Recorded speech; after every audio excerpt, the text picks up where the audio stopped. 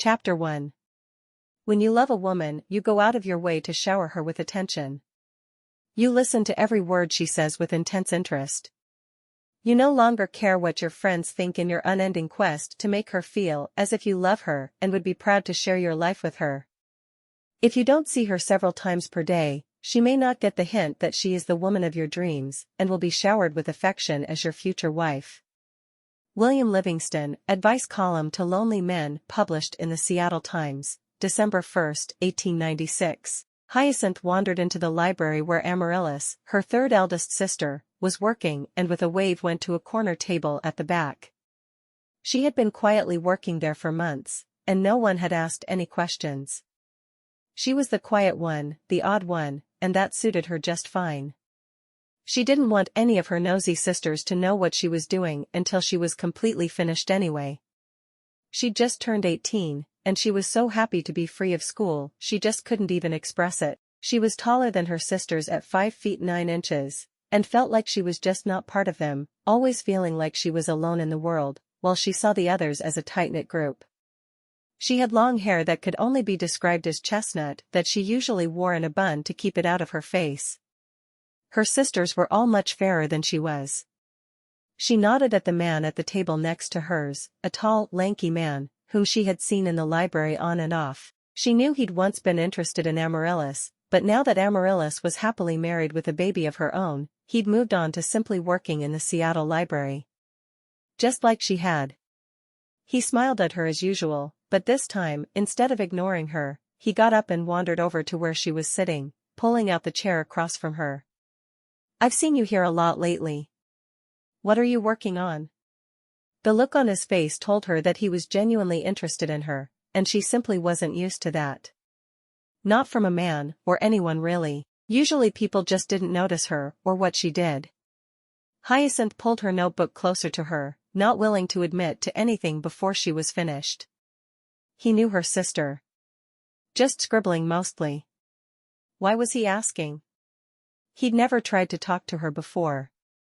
She was more than a little skeptical of anyone who singled her out for attention. He held out his hand to her, and she shook it. "I'm Lawrence Bennett." "I know. You used to court my sister, Amaryllis." She looked down at her papers, not certain what else to say to him. He was a handsome man, one she'd had an interest in for years, not romantically, but she wanted to talk to him about his work. "Oh. Which flower are you?" Lawrence grinned as he asked the question, obviously thinking he was being terribly original by making a flower joke. Hyacinth didn't comment on it, though, because she was used to everyone trying to figure out which flower she was. No one ever remembered her. Hyacinth looked up at him, wondering if he'd have a real conversation with her, and not just something superficial. "I'm Hyacinth, the 6th flower." She didn't add that she was the most boring flower of the bunch, but that's how she felt. Even her own family dismissed her as boring, none of them really caring to know her better. Amaryllis was the 3rd, right? She could tell he honestly couldn't remember, which pleased her. No man who was as interested in her sister as she'd thought he was, could possibly have forgotten that. "She is the 3rd. He smiled, leaning back in his chair. "Your family has always fascinated me." "What's the order of the names again?" Hyacinth sighed. Of course, he was interested in her family, and not her. Why would anyone ever be interested in her? Rose, Lily, Amaryllis, Daisy, Jasmine, Hyacinth, Violet, and Iris. Wow. I forget there are so many of you. Alright, I know Amaryllis married Alex, but what about Daisy and Jasmine? Are they around? Happily married and all that? He seemed genuinely interested, so she answered him. She couldn't help but wonder if he was researching them for a book. Every person she met became part of some story she made up. She had so many stories she'd written over the years, mostly short stories, and she so badly wanted to get them published. Maybe if she answered his questions, he would answer hers. Daisy became a mail-order bride and moved to Montana. She is married to Eli, and they have a daughter, Dinah. She's expecting again. She waited for him to say something about how her family was trying to populate the world on its own like she usually heard, but it didn't come. Lawrence nodded. Very nice. I'm sure your mother is very happy with all the grandchildren. What about Jasmine? Was she the crazy one? The one Amaryllis always called a demented nincompoop? Hyacinth grinned despite herself. Yes, that's Jasmine. She went to help Daisy when she was pregnant with Dinah, and she met a man at church there. She married him and stayed in Montana. He had twin sons from a previous marriage. So now 2 of the flowers are in Montana, but the other 6 are still here in Seattle. She missed her sisters, but really? She was glad there were fewer flowers walking around. It made it easier for people to remember her name and which one she was. And what about Hyacinth? Are you getting married soon? He seemed to be nervous even asking her that, which surprised her. Why would he care what she was doing? He seemed like a strange man to her. I hadn't really thought about it. I'm absorbed in my scribbling. She closed her notebook when she saw him looking at it. She wasn't ready for anyone to see it, and especially not a published author. A real writer would have only negative things to say about her work, she was certain. Of course, she'd never sent it to anyone to look at, but she just knew it couldn't be worth much. What are you scribbling about? Lawrence was growing more and more intrigued by the moment. She was hiding something, and he needed to know what it was. Hyacinth looked down. She didn't want to tell him, but she knew he couldn't help her if she didn't. Besides, he'd once been an unpublished writer, writing his first book, right? It's a book I'm writing. A love story. She blushed as she added the last part. She'd never been in love. Was she even capable of writing a love story? She certainly hoped so. Lawrence grinned at her. Really? A book? And a love story? I want to read it. He reached for her notebook, but she plucked it off the table and clutched it to her chest. Please? He knew that most writers put a great deal of themselves into their work, especially their first book, and he wanted to get to know her better. Hyacinth shook her head. Not before it's finished. It's my first novel. I have a lot of short stories, but this one is too important to me. She shrugged. Maybe someday I could let someone see it. Like when she was ready to talk about publication. Then she'd have to let someone see it, wouldn't she? How could she ask him about publication? Why don't I take you to the restaurant for dinner tonight, and we can talk about our writing? There was only one real restaurant in town as well as a small diner. She'd been to the diner several times, but hadn't often gone to the restaurant. Their family had a cook, so they didn't eat out as a family much. She looked at him with surprise. You wouldn't mind talking to me about it? She hadn't even had to ask, which was wonderful. Would he explain what she needed to know to her? Not at all. I would love to. I don't know any other writers here in Seattle, and it would be nice to have a chance to talk shop for a bit. He smiled. Besides, who doesn't want to take a pretty lady to dinner? She blushed at the compliment. Had anyone other than her family ever called her pretty before? She had always thought of her looks as boring, like her personality. She didn't live, she wrote about living. Well, sure. I'd like that. She knew she wasn't speaking well and must be coming across as an imbecile. He smiled, reaching out to squeeze her hand. I'll come by your house and pick you up around 6, would that work? And maybe we can go for a drive after. There wasn't a lot to do in Seattle at night if you weren't willing to go to the saloons. There were plays from time to time, but there weren't any in town currently, and she had never been to one. Hyacinth looked at him for a moment before nodding. I thought you traveled around all the time. What are you doing back in Seattle? Would he just be a temporary friend? Or was he back for good? She'd seen him a lot lately. Lawrence shrugged. I got tired of not having a home base. My relationship with the local Indian tribe has made it to where this is a good place for me to research, so I bought a house here a couple of months ago. It's a perfect location for me to settle down. His friendship with the librarian in town had been a big draw as well. He liked the idea of having someone close who could help him with his research. That makes sense. She wanted to say more, but she was afraid if she did, he would rescind his offer of dinner, so instead, she stood, still clutching her notebook to her chest. "I'll see you this evening, then." Lawrence watched her leave before going to the front desk of the library. He spotted Amarilla sitting there, eating her lunch and reading a book. She took a big bite out of an apple, and he cleared his throat so she would notice he was there. "Oh, Lawrence. Hi. What can I help you with today?" They'd stayed friends even after her marriage, much to her husband's annoyance. "I was wondering about your sister, Hyacinth." He saw no reason not to get straight to the point. There was no need for him to stand around and pretend to need something else first. "Oh, you were?" Amaryllis looked over her shoulder, where her sister had just left. "What do you want to know?" Her brows knit in surprise. Hyacinth, in her eyes, needed to be protected more than the others due to her seeming confusion and withdrawal from the world around her. He shrugged. "What can you tell me?" "Let's start with her age. I want to make sure I didn't just ask a 16-year-old girl to have dinner with me." He certainly hoped she was old enough to have dinner with, and he held his breath as he waited for Amaryllis's response. Amaryllis looked at him with wide eyes. "You and Hy are having dinner?" "Really?" He nodded. "Why is that so hard to believe?" "She's a pretty girl, and we seem to have a lot in common." Did Hyacinth's sisters underestimate her? He hoped not, because she seemed to be a special woman to him.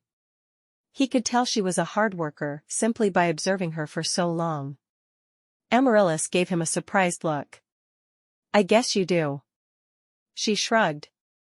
"She just turned 18 a few weeks ago. She finished school in May, and she spends a lot of time here, doing God knows what, and she volunteers at the battered women's shelter that Alex's parents run." She raised her hands palm up.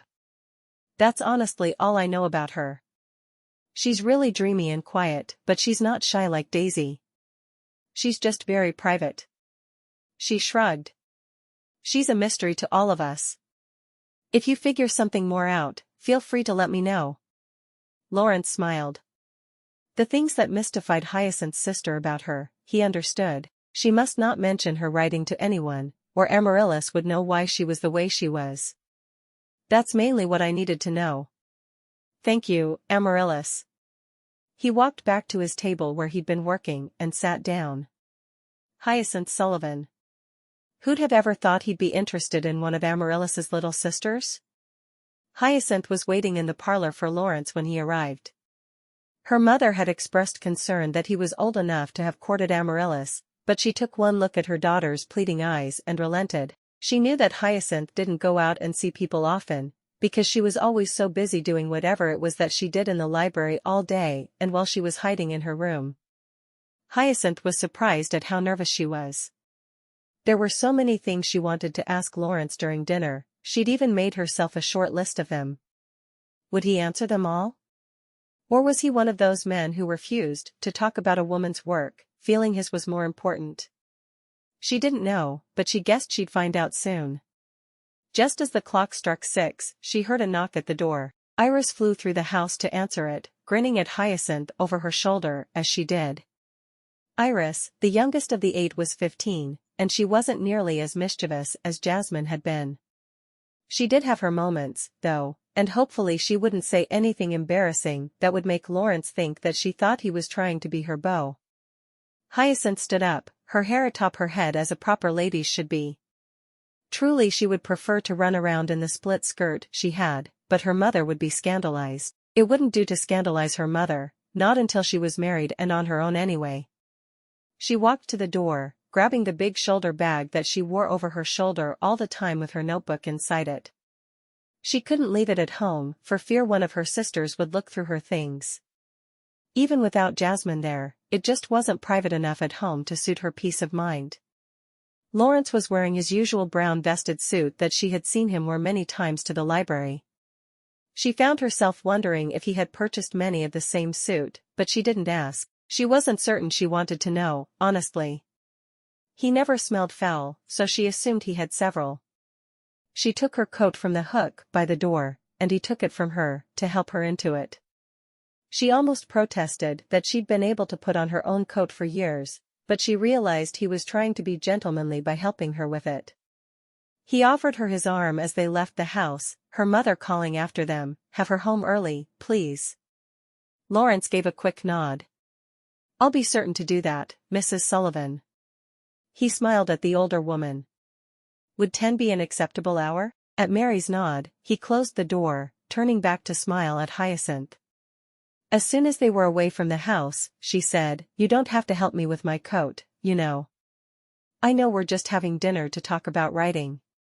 She'd rather they stayed totally honest with the reason they were together, and he didn't even try to pretend they were a couple or that he was interested in her as a potential bride. Lawrence gave her a look of surprise. He'd been certain she'd see through his ruse when he asked her out to talk about writing. Every other woman he'd known, which honestly hadn't been many, would have told him to just be honest about what he wanted. "I like helping you." Hyacinth gave him an odd look as he helped her up into the small two-seated buggy.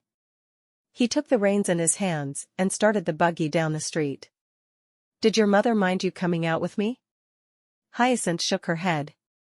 "No, I don't think so. She's a little concerned about our age difference, but that's all."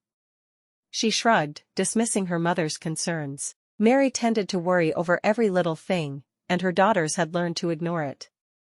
"How old does she think I am?" he asked, surprised. "Well, she knows that you courted Amaryllis for a bit." Hyacinth looked down at the bag on her lap that contained her notebook. "I wouldn't call what Amaryllis and I did courting. We were more friends than anything else. I'm only 27. Hyacinth smiled. "She won't keep us from being friends, then. I'm certain Mother thinks you're interested in me, and I didn't explain about our mutual interest in writing. I hope you don't mind." He shook his head. "Of course, I don't mind. I like knowing there are some things that you confide in me." He grinned over at her in the darkness. It was December, and it got dark earlier than usual. He was thankful the street lights had been lit. She looked down at her hands, blushing slightly. She hadn't thought of what she'd told him that day as confiding in him, but she guessed it was. There was no one else who knew she was a writer. "Sometimes I think I need to tell someone or I'll burst." She took a deep breath. "I'm mostly done with my novel, but I'm really not certain what I should do with it once it's finished. I mean, I could always just let it rot away in my dresser drawer, but I don't think that's what I want. I'm not looking for fame or fortune, but I think my story's good and someone somewhere might want to read it." She hoped he didn't think she was bragging by saying she thought it was good. "I'm sure it's wonderful. May I read a bit of it so I can talk to my publisher about it?" She shook her head adamantly. "No, I just need your help with the process. Do I just contact a publisher directly? Or how do I do it?" "Well, I make my agent do all the legwork for me. I just send him my finished manuscript and he shops it around. At least that's what I did at first. At this point, I'm writing a series of Western novels, and my publisher knows they will purchase the next one each time.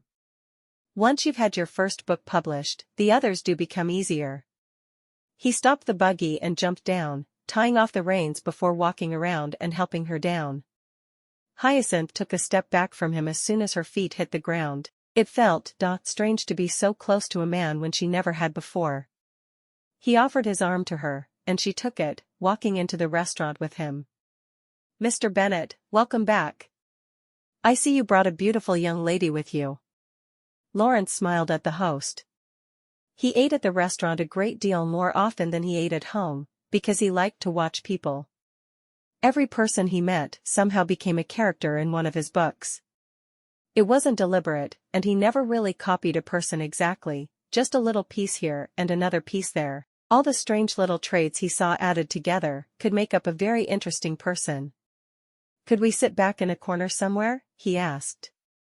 Usually he preferred to sit off to the side of the main dining room where he could see everything that happened around him. He knew there was a quieter corner off to one side, though, where he would be able to talk to Hyacinth more easily. Hyacinth felt funny letting him hold the chair out for her. No one had ever done that for her, except maybe when she was a child. She sat in the chair and did her best to act as if she'd had men perform the service for her all the time. She looked down at the menu on her plate and sighed. This was the nice restaurant in town. The fancy one. She'd been to the diner many times with her sisters, but never to the nice one. There were restaurants associated with the hotels and saloons in town as well, but this one was the one for a romantic evening. Waiting until he'd seated himself, she nodded down at the menu. What's good here? It was as good of an opening for conversation as she could come up with, having no real idea how to talk to a man. Of course, she could later put her heroine in the same position, so maybe this would help. She could imagine herself in love with Lawrence. Yes, that's what she'd do. He wouldn't mind her chatting with him as if she was in love for research, would he? Lawrence smiled.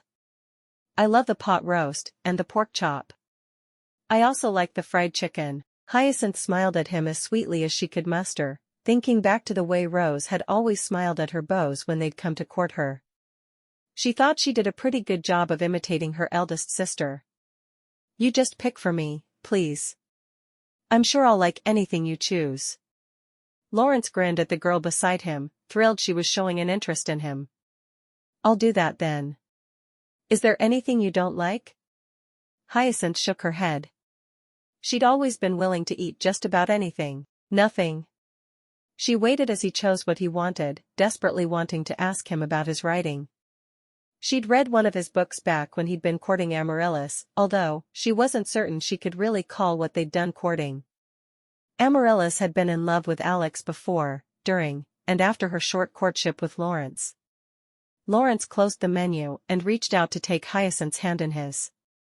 Her look was one of astonishment for a moment, and then her face settled into its normal passive look. So tell me about your writing. I know you didn't just decide one day when you finished with school that you were going to start writing every day. When did you start? Hyacinth thought about the question for a moment, contemplating how to answer him. She was startled that he'd asked her the very question she was going to ask him. Maybe it was a normal question for writers to ask one another. I think since the first day I realized that the letters I'd been practicing writing formed words, I knew that someday I wanted to write something people would want to read. I've read so many things because I had to, but I've had very little time to read just because I want to. Now that I'm out of school, I'm trying to change that. I'm writing as much as I can, because I love it so much, but I'm making certain I take time to read as well. She loved losing herself in the world of storybooks. She and her sister Amaryllis had that in common. Some of the others enjoyed reading, but they all preferred people to books, except maybe Hyacinth and Amaryllis. Lawrence nodded. Keep reading. I think of reading as a way to fill the space that's emptied with all the writing I do. That may not make much sense. He frowned for a moment, trying to think of a better way to describe it. I think I understand. You mean that it's like you have a finite number of words that you have inside you, and once you've written them all, you have to replenish them with more reading? She'd never thought of reading that way, but it made a lot of sense to her. When she spent a lot of time writing and little time reading, the words were harder to write. Exactly. I'm so glad you understand me even when I'm not being very articulate. Hyacinth shook her head. You're a published writer. Are you admitting you're not always articulate? Was that even possible? She'd always put writers on such a high pedestal and wanted to emulate them. Could they be just like everyone else? He laughed softly. I don't know why people think that writers are so articulate all the time.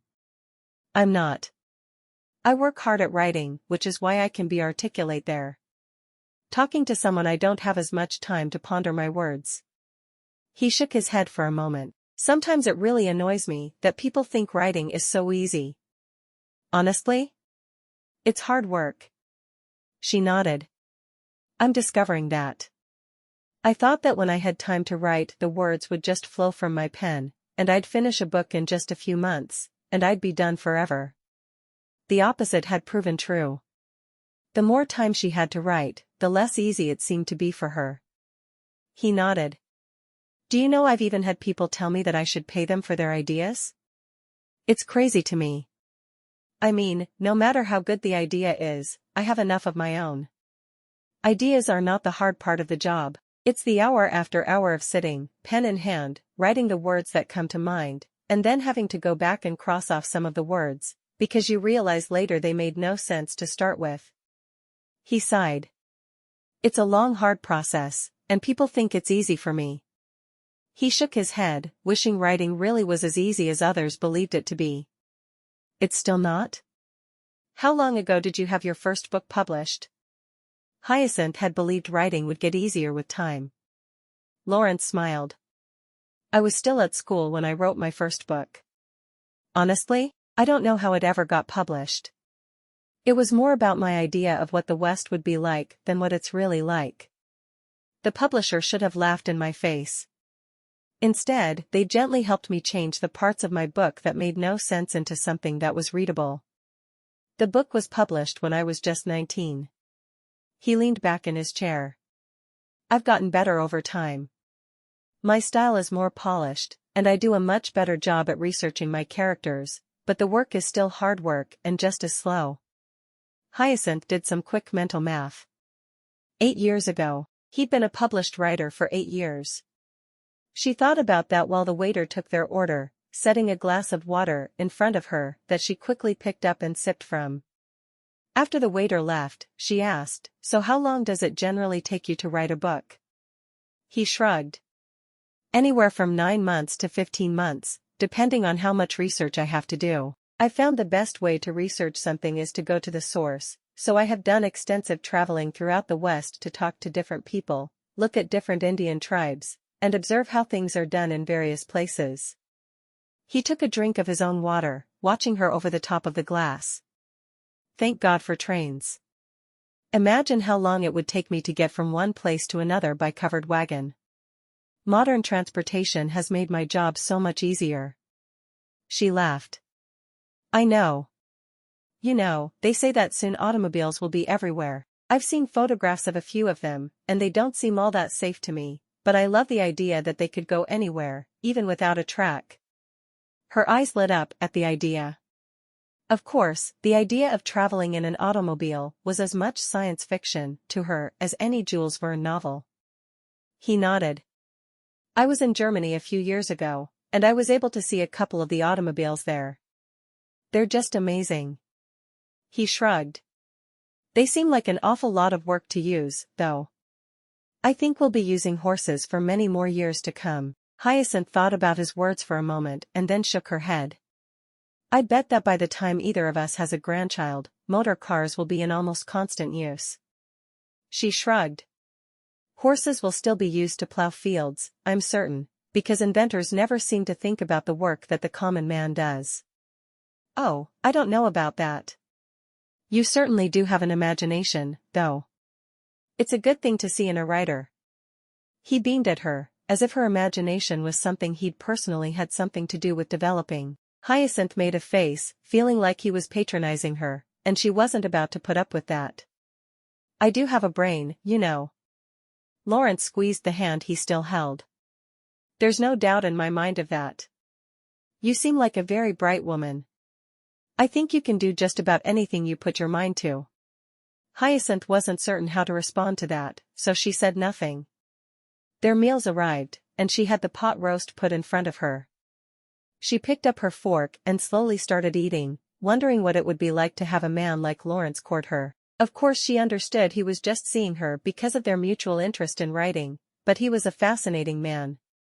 For the first time, she was with a man whom she sincerely hoped she would be able to get to know better. After dropping Hyacinth off at her home, Lawrence drove his buggy through Seattle's quiet streets to his own home, just a few streets over. Hyacinth was the woman he was looking for. He knew it. He walked into his office after asking the groom to unhitch his horse. His house was much bigger than it needed to be for one man, but he wanted a family. He'd thought once that Amaryllis might be the perfect woman for him, but when he'd kissed her, there had been no special feelings. He didn't know what he'd expected from the kiss, but it certainly hadn't been there, whatever it was. He picked up his copy of the Seattle Times and quickly flipped through it until he found the column he wanted to read. At the beginning of November, a new column had made its debut in the paper, an advice column for lonely men who were looking to find wives. He read the column carefully, thinking about how it would apply to his new relationship with Hyacinth. When he was finished reading, he gave a brief nod. He could make certain he gave her as much attention as possible. Early in the morning, he could wait in front of her house and walk with her to the library where he knew she'd spend her day. He would learn her schedule and make his presence known fully. She'd never doubt his love for her again. Chapter 2. Women love flour. If you love a woman, you should shower her with flour. She will then realize how much you truly care for her and will thus be more receptive to your advances. William Livingston, Advice Column to Lonely Men, published in the Seattle Times, December 8, 1896. Hyacinth was starting to get nervous. When she left her house in the mornings, Lawrence was there waiting for her. He sat with her at the library all day, making his presence known, and most evenings he invited her out to supper. She had never been pursued by such an attentive man before. The word stalker had come to her mind more than once, but he didn't frighten her, really. He just overwhelmed her with his presence at times. They had gone to dinner and attended a play in the week since their first outing together. He had been a perfect gentleman the entire time, of course, and she had no complaints there. It was her morning to stay in, and she could see him standing across the street, waiting to accompany her to the library. In the rain. She thought briefly about running out to tell him she'd be staying in, but she hadn't asked him to wait out there for her anyway. Crazed man. Hyacinth descended the stairs slowly, thinking about the scene she'd be writing later that day. It was time for her heroine, Ambrosia, to receive her first kiss. Of course, Hyacinth had never been kissed herself, so she couldn't help but worry she couldn't do the scene justice. Perhaps she should kiss Lawrence for research purposes, of course. Why else would she ever kiss the man? It wasn't like he had full kissable lips or anything. And his shoulders just looked broad under his jacket. Surely he wasn't as attractive as her mind was making him out to be. Hyacinth bumped into the wall leading to the parlor. She sighed. She was always walking into walls. Sometimes she had a hard time focusing on the world around her, because she was so busy living in a world of her own design. Now she wasn't living so much in her literary worlds as she was in a world of fantasy with Lawrence as the star. Her mother looked up. "Did you hurt yourself this time, dear?" Hyacinth shook her head, mortified anyone had seen her bump into the wall. It was bad enough that she'd done it, but getting caught was something altogether different in her opinion. "No, Mama. I'm fine." Thankfully her mother didn't ask why she walked into the wall. Everyone just expected it of her. Mary patted the spot on the small sofa beside her. "Come sit with me for a minute. I want to ask you something." Hyacinth had always hated conversations that began that way, but she obediently moved across the room to sit beside her mother. "What's that?" Her voice was full of trepidation as she asked the question, but she wouldn't lie to her mother. Somehow, the woman always knew when one of her daughters was lying to her. "I know you've been seeing a lot of Lawrence, and I just wanted to know if it's time for you to talk to your aunt about him." Mary referred to Uncle Max's wife, who had agreed to investigate each of the men her nieces were interested in. Hyacinth shook her head. "Aunt Harriet?" "Well, no, I don't think so. I mean, he does act inordinately interested in me, but I think we've just started to realize we have a lot in common." Mary raised an eyebrow. "You do?" "He's a famous writer, and you're a young lady who just finished school in Seattle. What on earth could the two of you possibly have in common?"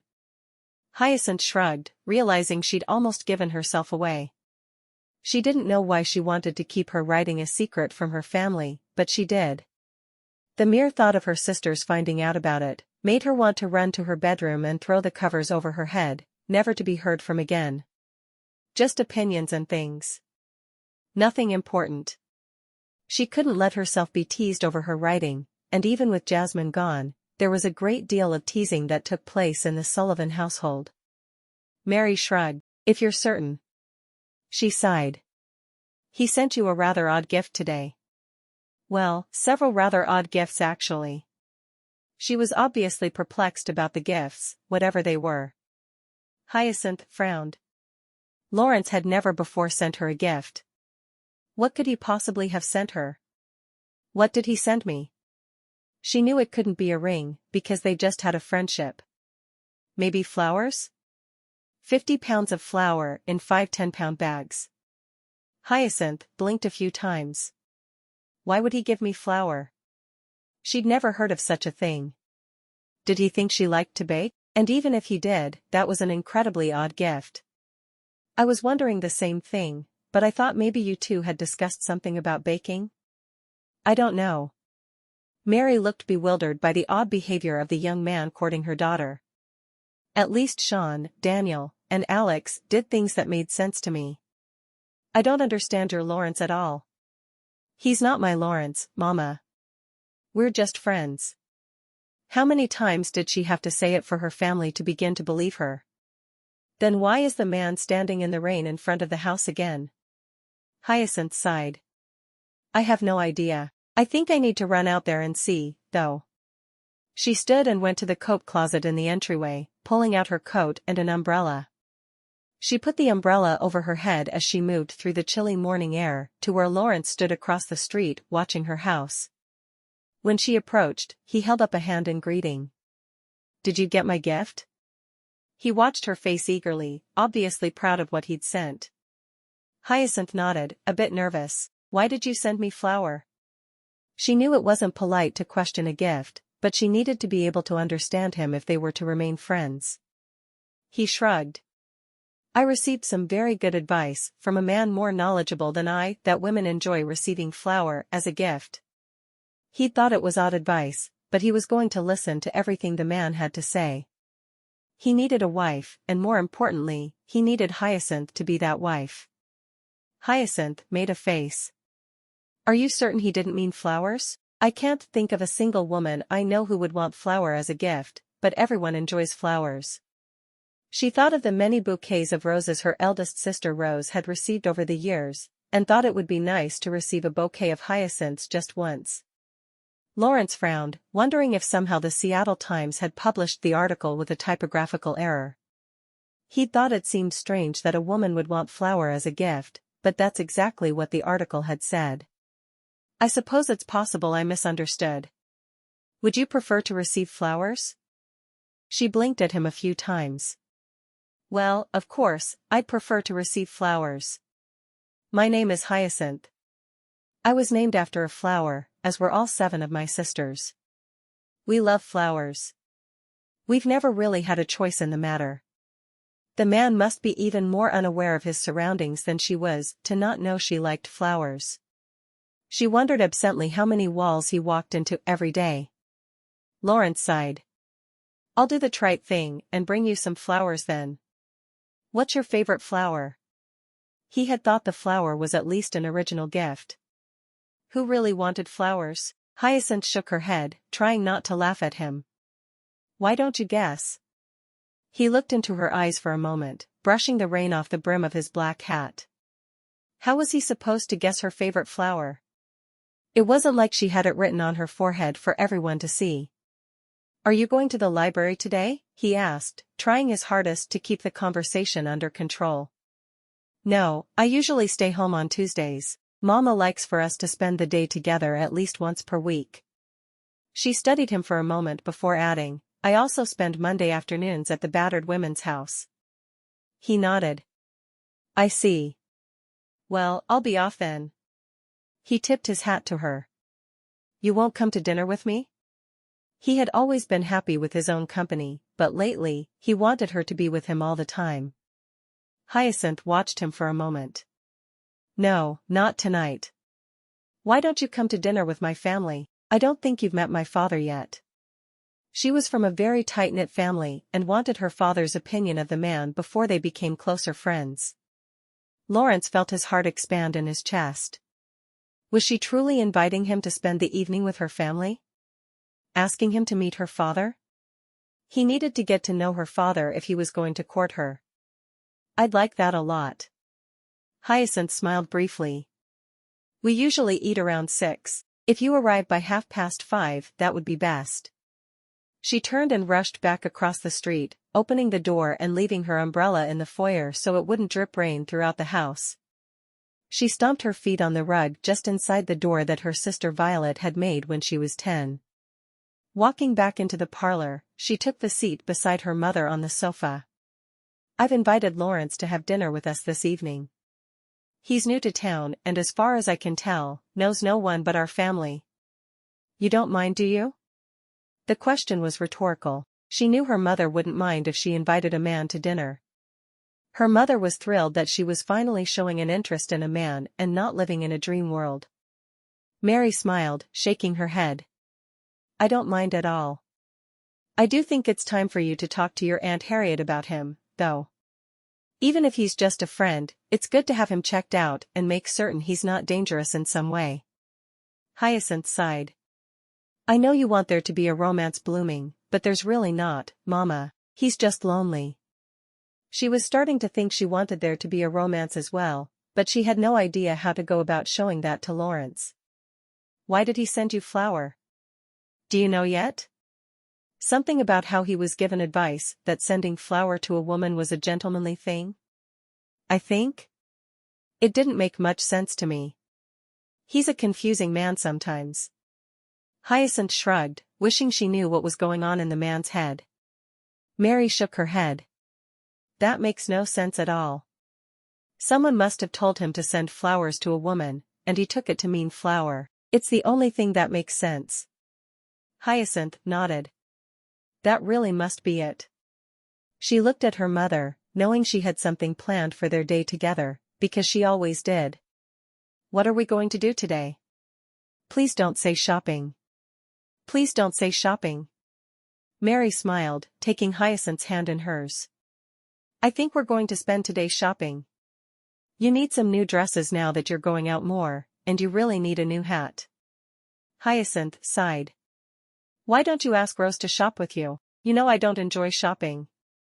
She'd never enjoyed shopping the way Rose and her mother had. None of her sisters had to her knowledge, but since Rose and Mary loved it, Mary assumed all women did. Nonsense. All women enjoy shopping. Mary got to her feet. "We'll have lunch at the diner while we're out. It'll be a good day." Hyacinth knew better than to argue when her mother had her mind set to something. "Yes, Mama." She kept her face straight, trying hard not to let her disappointment show. She loved her mother, and if showing her love meant shopping, she could do it. They spent the entire day shopping for dresses and hats. Hyacinth stood still while the seamstress measured her for several gowns. Finally, when they were just about to leave, Mary said, "We'd like to see some wedding dresses as well, please. My daughter is convinced she's going to be an old maid, but I think she's going to need a dress much sooner than she realizes." Mary's eyes twinkled as she smiled at the seamstress. "Mama, I'm not getting married." Hyacinth was mortified that her mother was even suggesting buying a wedding dress. The seamstress looked between them, but she easily recognized Mary as the dominant personality and brought out her book of wedding dress designs. There weren't many available, with Seattle not being a huge city yet and there being so few women around. Mary flipped through the book quickly. "Would you be able to customize a dress for her? Hyacinth is rather wide in the hips, so she'd need something like this one for the bottom, but she doesn't have much of a bust, so I think this one would be perfect for her top half. Could you make that work?" Mary pointed out 2 different gowns as she talked. The seamstress nodded eagerly, recognizing the amount of money she could make from such an order. "I'd be happy to do that, Mrs. Sullivan. Would you like me to have that done before the other dresses or after? Your daughters don't tend to give you much notice when they marry." Mary frowned. "Hyacinth is going to be different, aren't you, dear? She's going to give me a perfectly respectable 6 months after she's engaged, before she marries. She knows that her mother needs that from her." She glared at Hyacinth, obviously trying to shame her into agreeing. Hyacinth ignored the entire discussion, knowing she wouldn't be marrying anytime soon anyway. Instead, she looked around the small shop, cataloging each detail in her mind for inclusion in a later book. She would be certain to describe the counter in detail as well as the ignominy of being forced to stand on a chair in her underwear, while some strange woman put her hands all over her, measuring every last part of her, clucking over her small bosom. She couldn't help that God had given her a bit less on top than the average girl. Hyacinth plopped down in a chair, pulling out her notebook and scribbling some details of the experience while her mother ironed out the details with the seamstress. She'd been going to the same shop since she was a young girl, but she'd never before really paid attention to the place. So often, she'd worn her older sister's cast-off dresses, or simply wore the same dress for so long that it was in tatters before she moved on, so she hadn't spent as much time there as most of her sisters. After the dressmaker, they went to the diner where she'd eaten on several occasions with her mother and sisters. During the summers as she was growing up, her mother would spend one afternoon per week with 2 girls. So in 4 days she would have spent an afternoon with each of them for more personal time.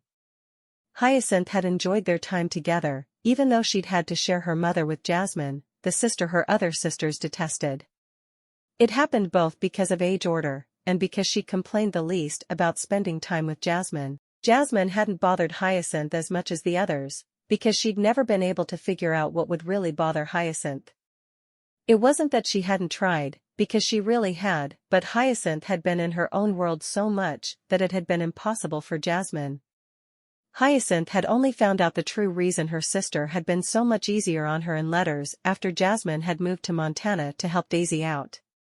As they sat down at the table in the diner, Mary sighed heavily. "It would be so nice if Jasmine was here with us." Hyacinth smiled. Her mother looked so forlorn it was almost comical.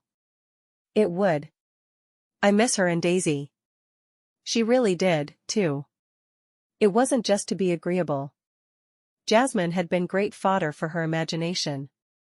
She'd often watched her naughty sister and jotted down notes about the way she'd behaved. She knew someday those notes would come in handy. "You should meet those boys of hers. They aren't identical, which is a blessing for everyone involved. They prank everyone around them way too much as it is. If they were identical twins, the world would not be a safe place." Mary loved her step-grandsons with everything inside her. She seemed almost proud of the boys' pranks, despite her words. Hyacinth grinned. She'd heard a lot of the pranks the boys had played on Jasmine and Daisy since Jasmine had married. "They sound like they're a handful. I hope they keep Jasmine on her toes." Mary laughed.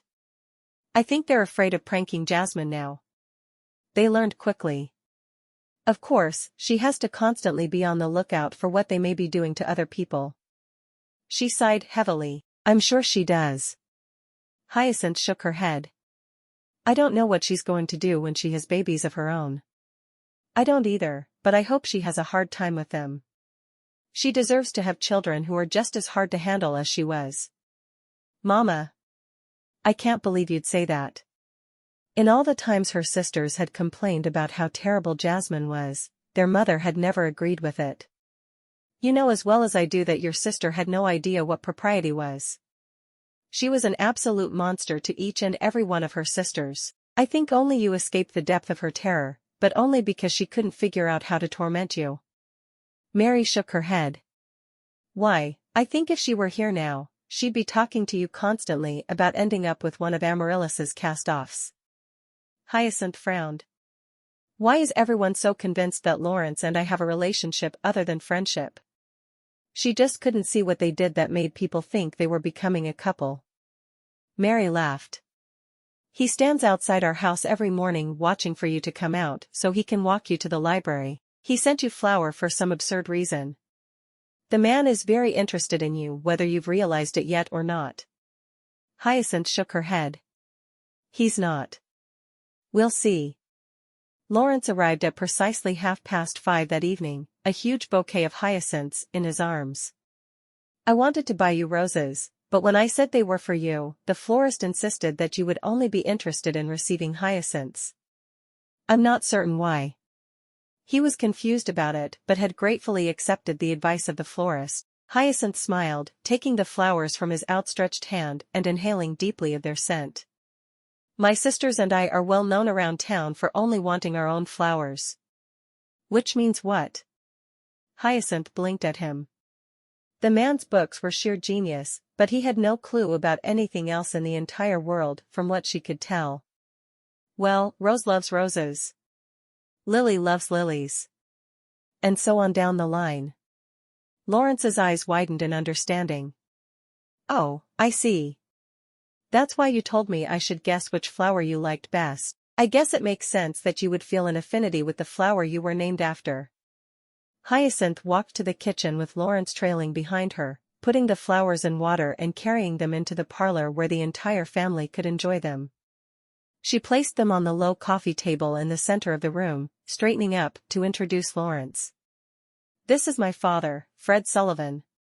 Lawrence held his hand out while Fred got to his feet and shook the younger man's hand. It's nice to meet you, Lawrence. The pleasure is all mine, Mr. Sullivan. Hyacinth smiled, nodding to Iris, who was sitting on the sofa, holding a squirrel in her arms. That's my sister, Iris, who says she's going to be a doctor someday. She couldn't help but hope Iris would be a doctor. She wasn't passionate about women's rights like Daisy was, but she did like the idea of women being able to work in professions that had traditionally belonged to only men. Lawrence smiled down at the pretty girl, who looked to be around 15. I'm sure you'll make a wonderful nurse. Iris looked at Lawrence with fire in her eyes. Maybe you should have your ears examined, Lawrence. My sister just told you I plan to be a doctor, not a nurse. Lawrence's grin stretched across his face. My apologies, Miss Sullivan. I'm certain you'll make a fabulous doctor. Iris nodded regally. Yes, I will. She put the squirrel into a small cage, shutting the door. I'll feed you in a little while, baby. Lawrence gave Hyacinth a questioning look, and she decided to take pity on him. His mother was killed, so Iris is raising him. He had almost starved to death when she found him, so she's been feeding him with a bottle ever since. I'm sure he could eat nuts like a normal squirrel by now, but Iris hasn't given him that option yet. She nodded to a girl who looked to be a bit older than Iris. That's Violet. She's our artist. Lawrence nodded, smiling at her. I'd love to see your artwork someday, Violet. You already have, Violet said very seriously. I have? Where would he have seen the work of a young lady? Violet nodded to the painting on the wall above the sofa. Lawrence had assumed the painting was done by a professional. That's lovely. It was a landscape portrait of the beach and ocean at sunset. He would have readily paid for such a beautiful painting. Have you had an art show yet? Violet shook her head. Not yet. I hope to soon, though. I'll finish school in a year and a half, and then I'll do what I can to have my art shown in the best galleries in all of New York. Why New York? Why not Seattle? Lawrence asked. How would anyone ever see my work if the exhibit were in Seattle? No, it has to be New York, that's where all the good galleries are. Lawrence knew nothing of art, so he didn't comment, but he thought he might be able to talk to someone at his publishing house about the girl's artwork. Surely someone would know the right person to talk to. He wouldn't say anything until he found someone who could help her, though. I see. Mary stood then. It's good to see you again, Lawrence. Have a seat. He took the chair she indicated for him, sitting with his ankles crossed and his hands folded on his lap. He felt like he was under her family's scrutiny, and he was more than a little nervous. Do you come from a large family, Lawrence? Mary asked. Lawrence shook his head. I wasn't blessed with siblings. My father died shortly after I was born, and my mother didn't remarry until a year ago. She put all her focus into raising me.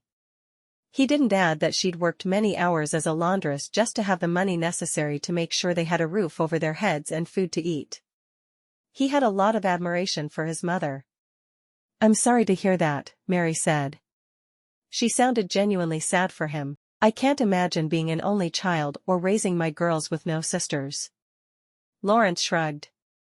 I've never known anything else, so don't feel bad for me, Mrs. Sullivan. I was happy as a child. He had been lonely sometimes, but he'd always been wrapped up in the written word, so it was rare that he'd missed having siblings. Fred looked over at Lawrence. I have no idea what writers earn. I don't think I've ever had one with an account at the bank. Do you earn enough to support my daughter? Hyacinth felt the blush start at her neck and creep up all the way to her forehead. Papa, we're just friends. She hoped Lawrence wouldn't think she'd told her family that they were more than friends. Lawrence looked at Hyacinth in surprise. She really didn't realize he was interested in her? How was that possible? He'd given her a lot of flour, and even a bouquet of flowers, even though that's not what William Livingston had suggested. He'd gone back and read it just to be certain. He'd made certain she'd seen him several times every day, but that hadn't worked in his favor either. What could he do that would convince her? As they ate the chicken pie for dinner, Lawrence watched Hyacinth, who sat beside him. He watched the way she sat quietly while her sisters chattered about their days. Violet talked about the new watercolor she was working on of a forest scene, while Iris talked about how quickly the little squirrel's health was improving. He'd been from a late fall litter, and they rarely survived according to the girl. Lawrence had never really thought about when squirrels had babies. Hyacinth didn't really seem to fit into her boisterous family. She watched everything that happened around her as if she were mentally cataloging the events for a later book. He knew that's what he did, so he assumed she was doing the same. He wondered how they'd ever entertain if they married, because they would each be so busy watching the guests they'd never say anything themselves. The thought made him chuckle, and he bit his lip to keep anyone from noticing. Hyacinth looked over at Lawrence, wondering what he found so amusing about her family's supper. She'd ask him later, when no one else was around, because he obviously didn't want to share with everyone. After the meal, he politely thanked her parents for inviting him, and then looked at Hyacinth. "Would you like to take a short walk?" The rain had stopped mid-afternoon, and it was a beautiful day for mid-December. Hyacinth nodded.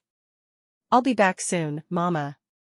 She took her coat from the closet and waited while Lawrence held it out for her. Once they were outside, he took a deep breath. "I felt like I was a bug in a glass being observed there." Hyacinth grinned at his description. "Mama and Papa are convinced that you're courting me." He gave her an odd look. "I'd like to court you." He knew it was blunt, but he didn't know how else to tell her. She wasn't getting the hints. He'd been sure the flower would do it. "You don't have to say that, Lawrence. I enjoy our friendship." They turned right once they got to the street and walked toward the edge of town. He shook his head. "I'm not saying it because I think you want to hear it. I'm saying it because I mean it. I enjoy being with you and hope to get to know you better, and maybe sometime soon we could get married." Hyacinth laughed. "I know you were in love with Amaryllis. I don't even compare to her." She thought of her older sister and her love for books. She was perfect for Lawrence. Hyacinth still couldn't understand why she had married Alex. The two of them seemed so different, but they were good together. He looked at her in surprise. "I was never in love with Amaryllis. She was just a friend to me. For a while I thought there might be more, but I kissed her once, and there was just nothing between us." How could he talk to her about kissing her sister? "You kissed really?" Her heart fell. She hated the idea of him kissing her older sister. Well, yes, but it meant nothing. She was in love with Alex, and honestly, kissing her was really boring. Lawrence hated admitting it, but he'd really not enjoyed kissing her. Maybe there was something wrong with him. She blinked a few times. "Kissing my sister is boring? Why do you say you want to court me then?" Lawrence swallowed hard.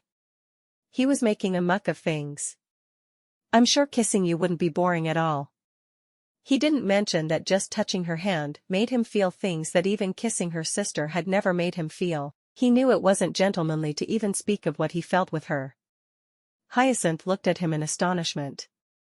"You've thought about kissing me?" she asked. Is that what he was saying? He was only making things worse, but he was going to stay his course. "Yes, I've thought about it. A lot." "What do you think about it?" Hyacinth had never imagined how a man would feel when he thought of kissing her. She wasn't certain if she was asking him because she wanted to know or because it would help her write a kissing scene in her book. Lawrence looked around them, seeing that they were alone and away from a street light. He took her hand in his. "I've thought about how soft your skin would be and about how good it would feel to have your lips pressed against mine. I've thought about touching your hair and feeling your body pressed up against mine. He looked down into her eyes, by the light of the quarter moon. May I kiss you, Hyacinth? May I make my dreams a reality? Hyacinth stood looking up at him, astonished at his words. She'd never felt so drawn to a man before, as if his words had somehow mesmerized her, putting her under his spell. She nodded slightly, knowing her mother would never approve of her kissing him on the street this way, but just then she didn't care. She wanted to know how it would feel to kiss him as well. He used the hand which he held tightly in his grip to pull her closer, his other hand going to her waist. He was nervous, because he really didn't know much about kissing. The only time he'd ever kissed a girl had been Amaryllis, and that hadn't turned out well at all. Slowly, he lowered his head, stopping a breath from her lips to whisper, "I dream about this every night," before pressing his lips to hers. Hyacinth was surprised by how soft his lips were as they pressed against hers. She'd never kissed a man, and truthfully, had never thought about what it would be like to kiss a man. She'd thought about it in an intellectual sense, of course, thinking about how her characters would react, but she'd never thought about her lips actually touching those of a man. As soon as his lips touched hers, she felt a flutter in her stomach, as if he were tickling her. She took a step closer to him, pressing against him like he'd mentioned.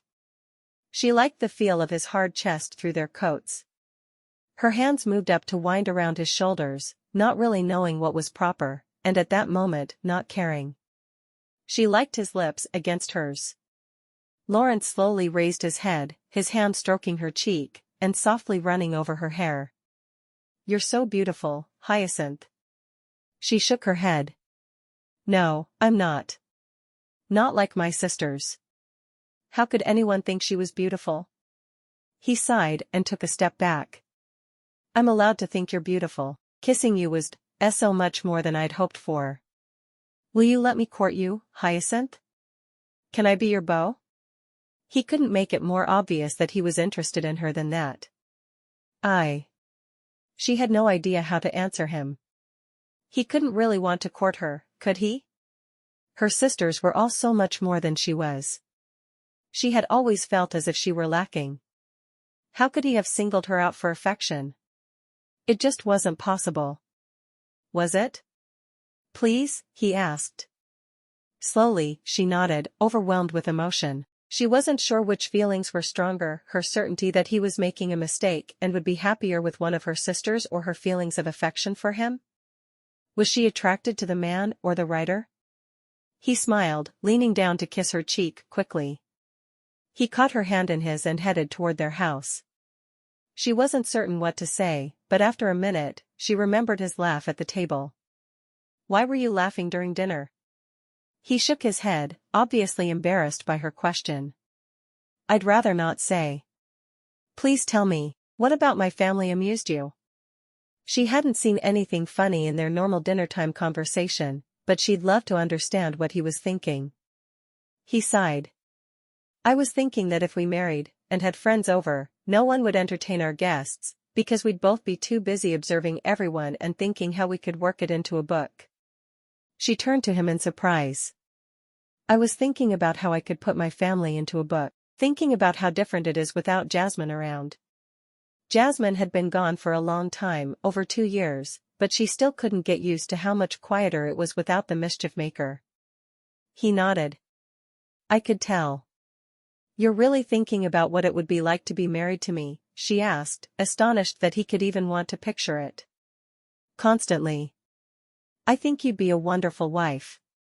They got to her front door, and he leaned down to press a kiss to her cheek. "Say my goodnights for me." She nodded. "I'll see you at the library tomorrow? I'll be here to walk you there in the morning." She smiled. "I do know the way to the library. I wouldn't want you to be accosted on your way there. I'm sure you'll agree that you're safer with me beside you." "Oh, yes, of course. I always get accosted on my way to the library." "Well, it won't happen tomorrow, because I'll be beside you." He winked at her, and with a kiss on the cheek, he walked away, whistling quietly under his breath. Hyacinth had agreed to let him court her. Did life get better than this? Chapter 3. Women appreciate things that smell good more than any man ever could. Consider putting a mint leaf in each of her pockets so her hands will smell good when she pulls them from the pockets of her coat. Likely, she will never find it, but will wonder why her hands are always smelling so good. She will be thrilled to later find it was you, but don't brag about it. It might be wise to wait to tell her until your 10th wedding anniversary. William Livingston, Advice Column to Lonely Men, published in the Seattle Times, December 15, 1896. Lawrence put down the paper and smiled. He would go into the woods to get some mint later. He'd have to look up what it looked like at the library, of course, but he was an intelligent man. He could easily figure it out. He whistled as he walked to the library on his own that morning, knowing that Hyacinth would spend the day with her mother. When he'd asked her about it, she'd muttered something about having to be fitted for some dresses she hated and didn't want to talk about it. He hadn't pressed her. He entered the library with a big grin on his face, tipping his hat to Amaryllis, who sat in her usual chair behind the desk looking a bit green. "Are you all right?" he asked. He was truly concerned about her, because she looked terrible. He knew better than to say that to a woman, though. She nodded, her hand covering her mouth. "I'm expecting again. I'll be like this for another month or two." He took a step back, not wanting to think about her expecting a baby. "I need to do some research." He hurried to the back of the library and found the book he was looking for. He wanted Amaryllis to be his sister-in-law someday, and already thought of her as a sister. He didn't want to think of her doing anything that could lead to her having a baby.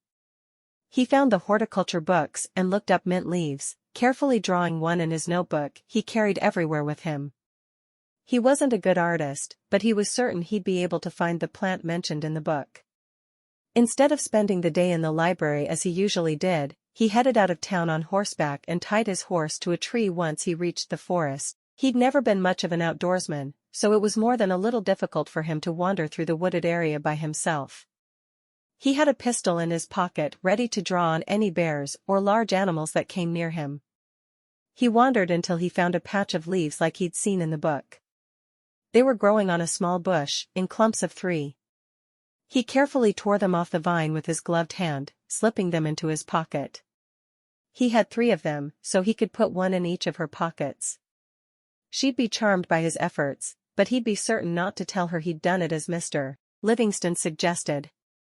He was more than a little thankful for the advice the newspaper columnist gave him every week, knowing it was all bringing him closer to Hyacinth. He hurried back to his horse, looking around him the whole time, worried about animals jumping out at him. When he reached his horse, he breathed a sigh of relief, thankful to be back safe and sound.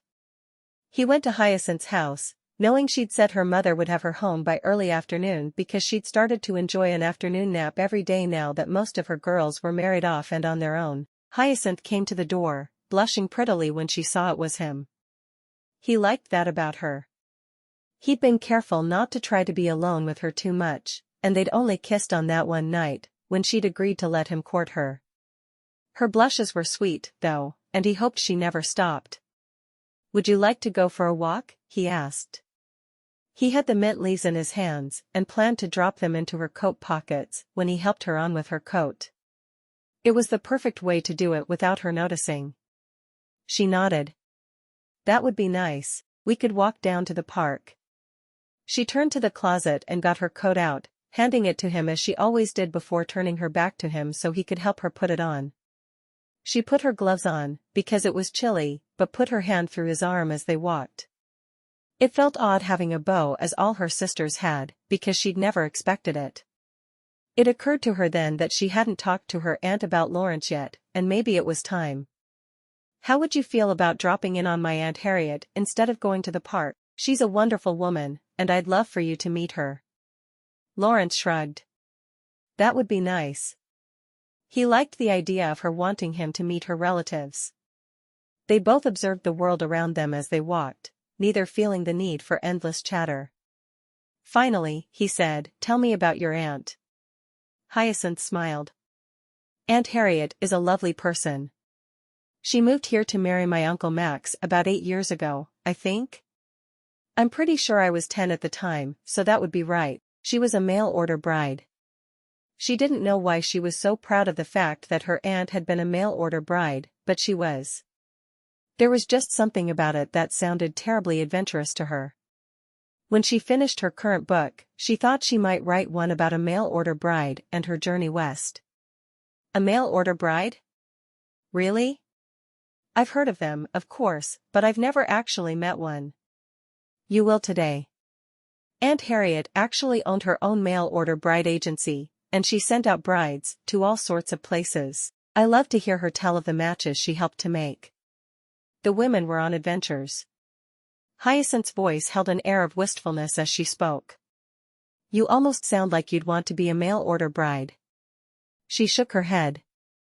Oh, not me. Daisy became a mail-order bride, and it worked out really well for her, but not for me. I wouldn't have the courage to face the unknown that way. She couldn't imagine giving up all power over her own life for a man that way.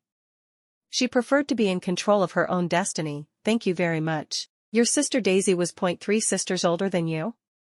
He was trying hard to keep the order of the sisters straight, but there were so many of them. No, 2 sisters older. Amaryllis was 3 older. Is Daisy happy? Oh, yes. She married Eli King in Montana. Jasmine even went out and stayed with her while she was carrying her first. They got to be really close, and Daisy said she's not even a demented nincompoop anymore, but I'd have to see that to believe it. And didn't you say Jasmine married someone out there? Thinking of the young lady he'd met while he was escorting Amaryllis as being a married woman was a bit of a stretch for his imagination. Oh yes. Well, she married a man who was really already married, but he thought he was a widower. It was a strange situation to say the least. Sounds like something someone ought to write a book about, he said with a wink. She laughed softly. You know, I might do that someday. She went up the walk to Uncle Max and Aunt Harriet's house and knocked on the door. Harriet opened it herself, which surprised Hyacinth.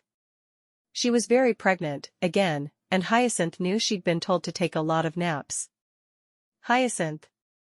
It's good to see you. Harriet hugged her tightly. This must be Lawrence. Your mother has told me about him. Hyacinth sighed. I'm sure she has. The rumors of my engagement have been greatly exaggerated. She stepped in with Lawrence right behind her, following her aunt into the parlor she favored. How are you feeling? She asked. Harriet sighed. You know, it's much harder being pregnant at 38 than it was when I first came to Seattle at 26. She sat down, her hand immediately going to her knee to rub it. Hyacinth took a spot on the sofa, and Lawrence sat beside her. She remembered how angry her sister Daisy had said her husband was at being investigated without his knowledge, so she decided to just get things out in the open so he would know. Harriet will need to investigate you before our relationship can go any further. She'll look into your background and make certain you have no history of illicit behavior before coming to live in Seattle. She said the words quickly, worried about his reaction. Lawrence looked between the two women, trying to determine if they were joking. When he realized they weren't, his face spread into a slow grin. What's your process for investigating young men? I've never heard of such a thing. This is fascinating. He wondered how he could work a woman investigating men into a book. There had to be a way. Harriet laughed. You're handling the investigation much better than some men I know. She pulled out her notebook so she could write down vital information openly. What I'll do is take down your birth date, city of origin, mother's name, father's name, and we'll go from there. I have a man who does most of the legwork, but he'll do so by means of a private investigator rather than going out east himself. He has a wife now, and he has no desire to travel that far. Lawrence gave her all of his information quickly. How do you find a man to do that kind of work for you? You must trust him a great deal. Lawrence had people he trusted, of course, but no one he felt he could trust enough to do the kind of work she was talking about. Harriet nodded. I've known him for a long time. He's been a father figure to me, and there's no one I trust more. He'll do a good job for me, and for the girls I help. When she said nothing else about how she'd found the man, Lawrence nodded. I'm pleased that Hyacinth has someone like you looking out for her. He hated the idea of the sweet girl beside him marrying a scoundrel. Hyacinth smiled at him, glad he'd accepted the situation so easily. She had never planned to hide it from her future husband, but his easy acceptance made it a great deal easier for her. Aunt Harriet is an amazing woman. She started the battered women's house here. Lawrence looked at Harriet with new respect. I've never heard of such a thing, but I'm glad it exists. What's the purpose of the house? To give the women a place to talk about their problems? Harriet shook her head, jumping into the subject happily. No, the house is a place for women to go when they fear their husband will continue hurting them or even kill them if they don't leave.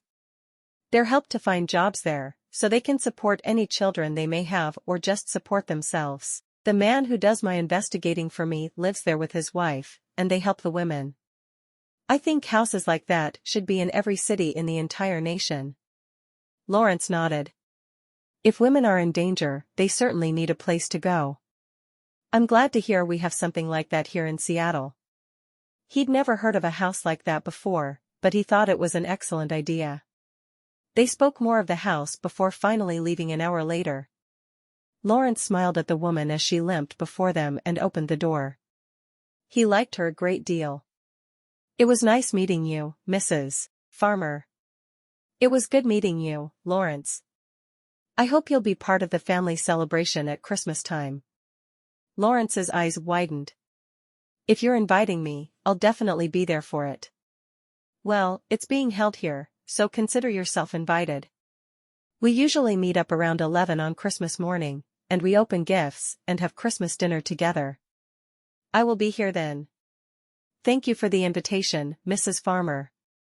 He had spent all his Christmases alone for years, so the idea of having somewhere to go on the holiday thrilled him. His mother was still in New York, and now that she'd remarried, he didn't feel like he would be welcome if he wanted to go home for the holiday. As they walked back toward her home, Lawrence asked the question he'd been afraid to ask Harriet. Does she limp because she was abused herself? He knew the question was rude, but he liked to know people's motives for what they did. Hyacinth sighed. You know, she's never said why she limps. At least she hasn't told me, but I do think that's why. She's very passionate about women being careful not to get themselves into abusive situations, and she makes sure any abused women know where the battered women's house is. She does her best to keep it from being general knowledge, though. He nodded, his thoughts on the possibility of the older woman's abusive past. I wonder if she'd talk to me about it. Maybe writing a book about that type of situation would make people more aware and help her cause. He loved the idea of helping, and he could donate the profits from the book to the house itself. He couldn't imagine the upkeep being solely on the shoulders of one person. I really don't know, but you can ask her if you'd like. I know she has a good marriage with Uncle Max now, but she was married before. Her first husband died somehow. Hyacinth was surprised to realize she didn't know how her first husband had died. How much did she really know about her aunt? When they reached her home, he kissed her cheek. I'll see you bright and early tomorrow morning. I can walk there by myself. She liked walking with him, of course, but she hated that he put himself out so much by taking the time to escort her everywhere. I know you can. Humor me. I like to spend every moment I can in your company. Hyacinth sighed, telling herself to remember his words. They would sound wonderful coming from the hero of her book. I'll see you in the morning then. It was warm enough the following day that Hyacinth didn't bother with her gloves. When her hands grew cold, she simply slipped them into her pockets, and as the day progressed, her hands itched more and more. She couldn't imagine what was wrong with her. Finally, as she was taking her coat off in the evening after Lawrence had left her for the day, she realized what was wrong as a single leaf fell out of her right coat pocket. Poison ivy. Who would put poison ivy in her pocket? If Jasmine had still lived at home, there would have been no doubt in her mind, but Jasmine didn't live there.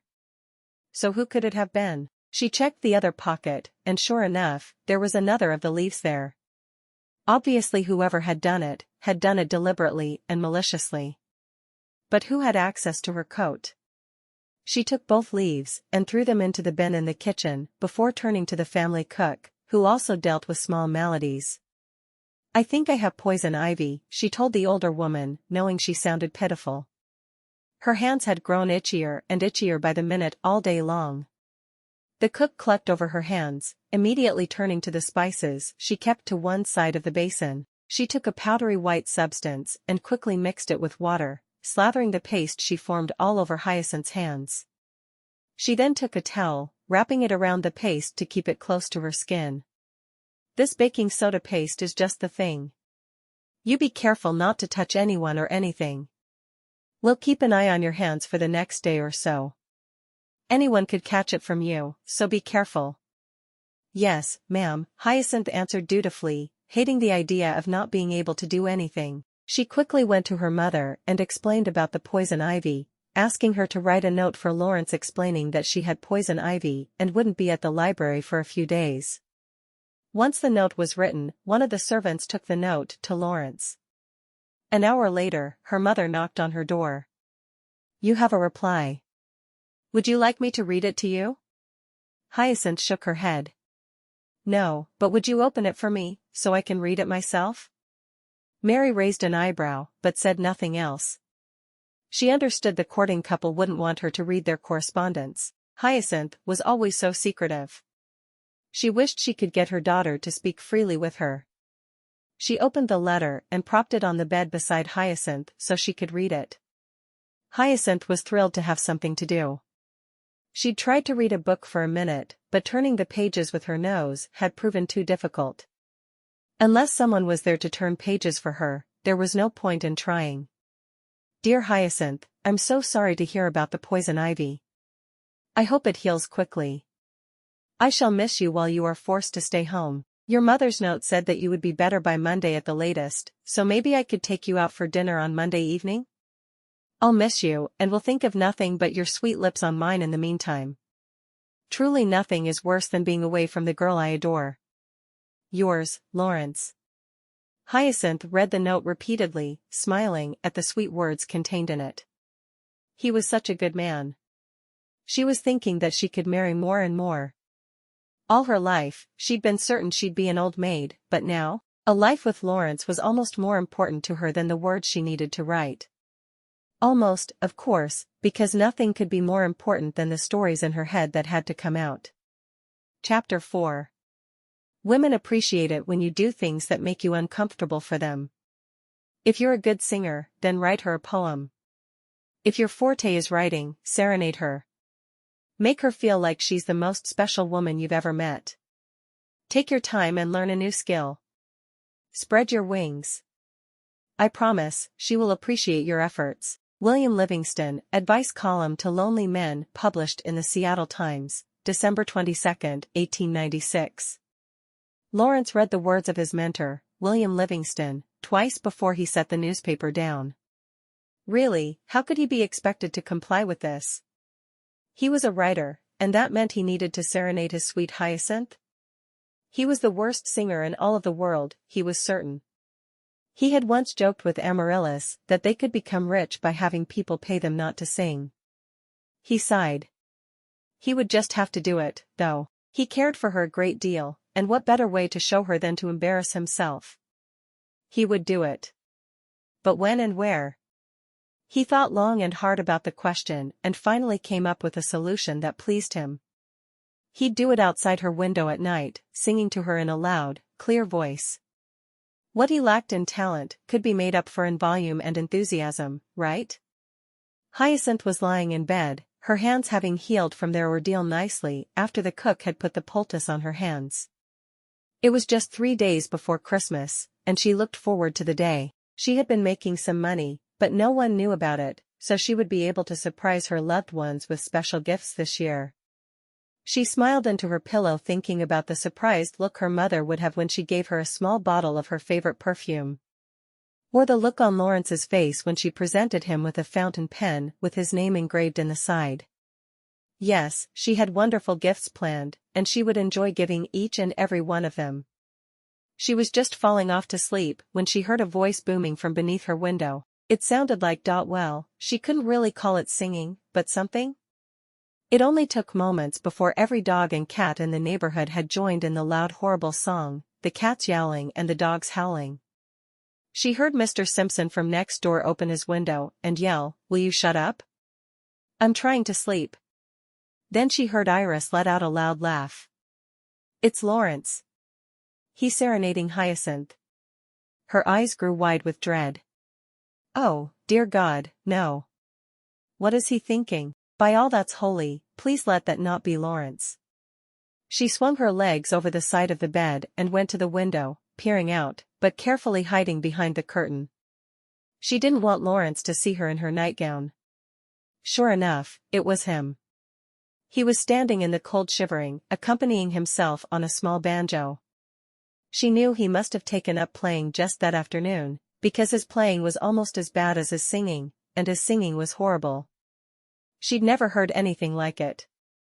Well, maybe Amaryllis, but no one could be quite as bad as Lawrence. She stood frozen in shock, wondering what she should do. Would he keep singing if she didn't pop her head out the window? Would he keep singing if she did? Mr. Simpson opened his window again and yelled, "I said be quiet." Hyacinth hurried to her door, pulling her dressing gown on over her nightgown as she ran. She was afraid Mr. Simpson would get violent with Lawrence if he continued. She rushed down to where he was standing between her parents' house and Mr. Simpson's. "Lawrence." Lawrence turned at the sound of her voice, thrilled that the ordeal was over. He trusted Mr. Livingston to give him the best advice, but he felt like an idiot, knowing his voice was worse than your average bullfrog's. He stopped singing, smiling at the vision before him. Hyacinth was so beautiful in her nightclothes. She hadn't even bothered to put on shoes when she'd rushed down to see him. "Did you like my surprise?" he asked. Hyacinth nodded slowly. "It was very sweet of you." What else could she say? That he was terrible, and she'd only rushed down because she was afraid all the neighbors would start throwing rocks at him if he didn't quit. Lawrence smiled. It was hard to believe she'd liked it, but at least she cared enough for him to spare his feelings and not tell him so. "I don't sing much." Hyacinth mumbled something under her breath that sounded like, "That's probably a good thing," but he knew that couldn't have been what she said. "Really? I'm surprised to hear that," she said aloud. He smiled at her words. "I'm glad you enjoyed it."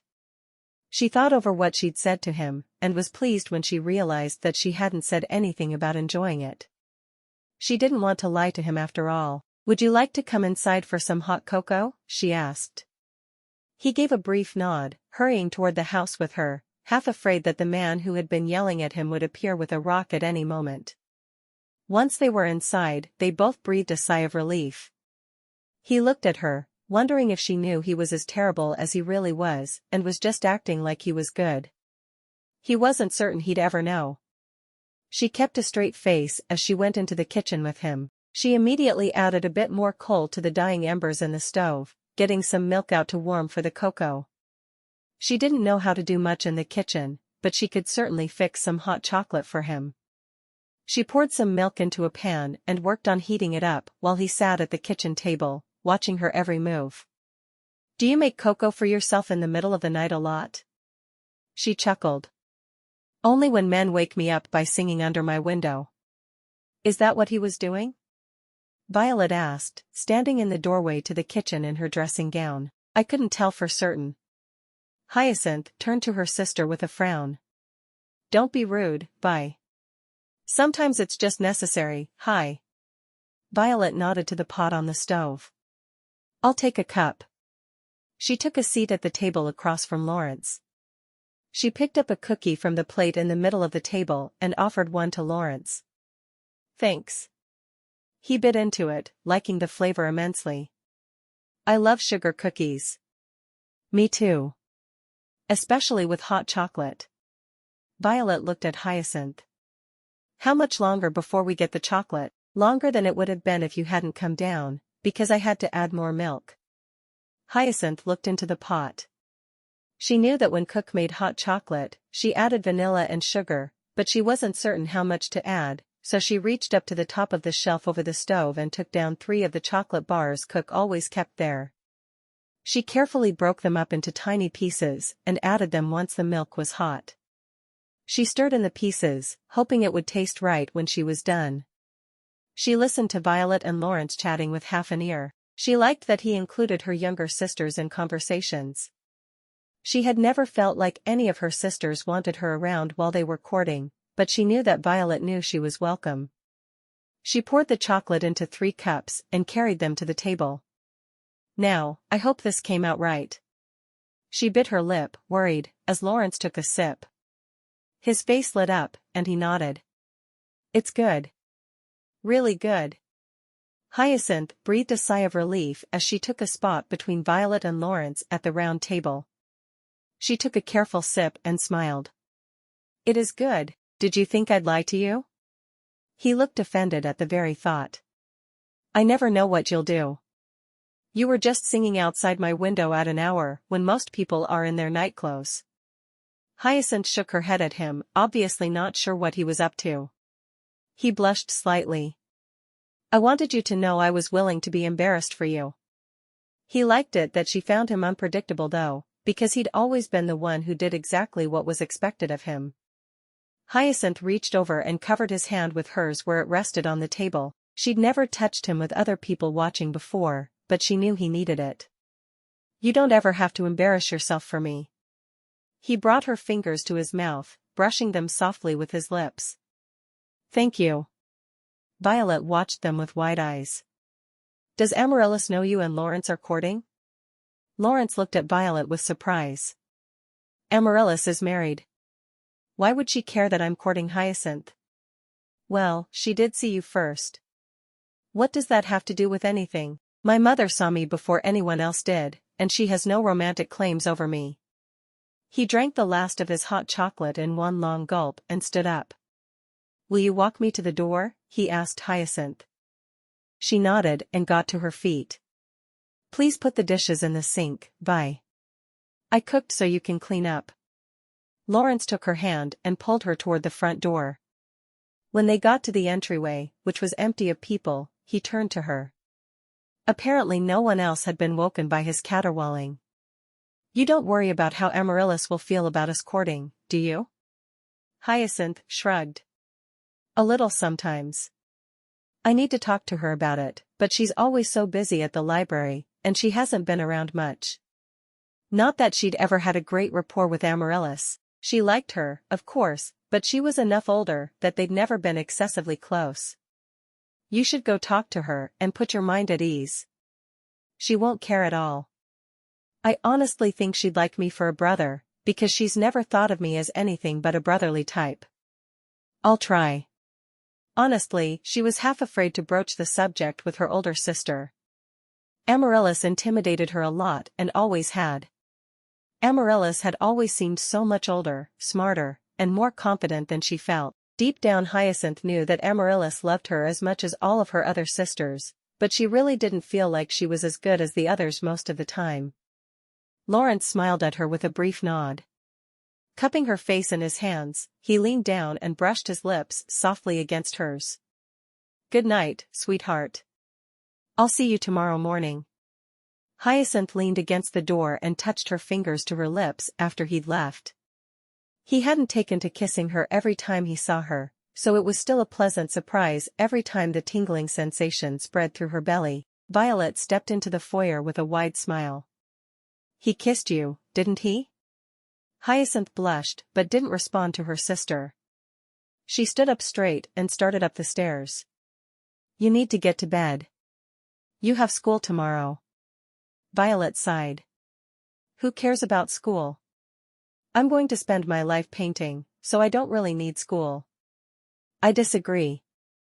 I think you need an education to be able to do anything well. Yes, art school would have been more helpful for you, but you need to be able to do arithmetic and read well. How else will you be able to get the best deal for your paintings and send Mama letters while you're off in New York or wherever you end up? I guess. I'm just glad this is my last year." Violet followed Hyacinth into her bedroom, collapsing on her bed. "What's it like to kiss a man?" Hyacinth blushed again. "I can't talk to you about that, Vi. Mama would kill me." I wonder how she'd react to you having him in the house late at night when no one else was up. I'll have to ask her how she feels about that. Are you trying to blackmail me? Violet nodded emphatically. I absolutely am. Is it working? Hyacinth sighed. I'll explain to Mama what happened. She'll understand. She will? Why was he in the house anyway? Hyacinth grinned. I was afraid Mr. Simpson was going to start using his head for target practice. Violet threw back her head and laughed, the sound filling the small bedroom. His singing wasn't pleasant. I don't know what got into him. I swear 6 days out of the week, he seems like such a normal level-headed man.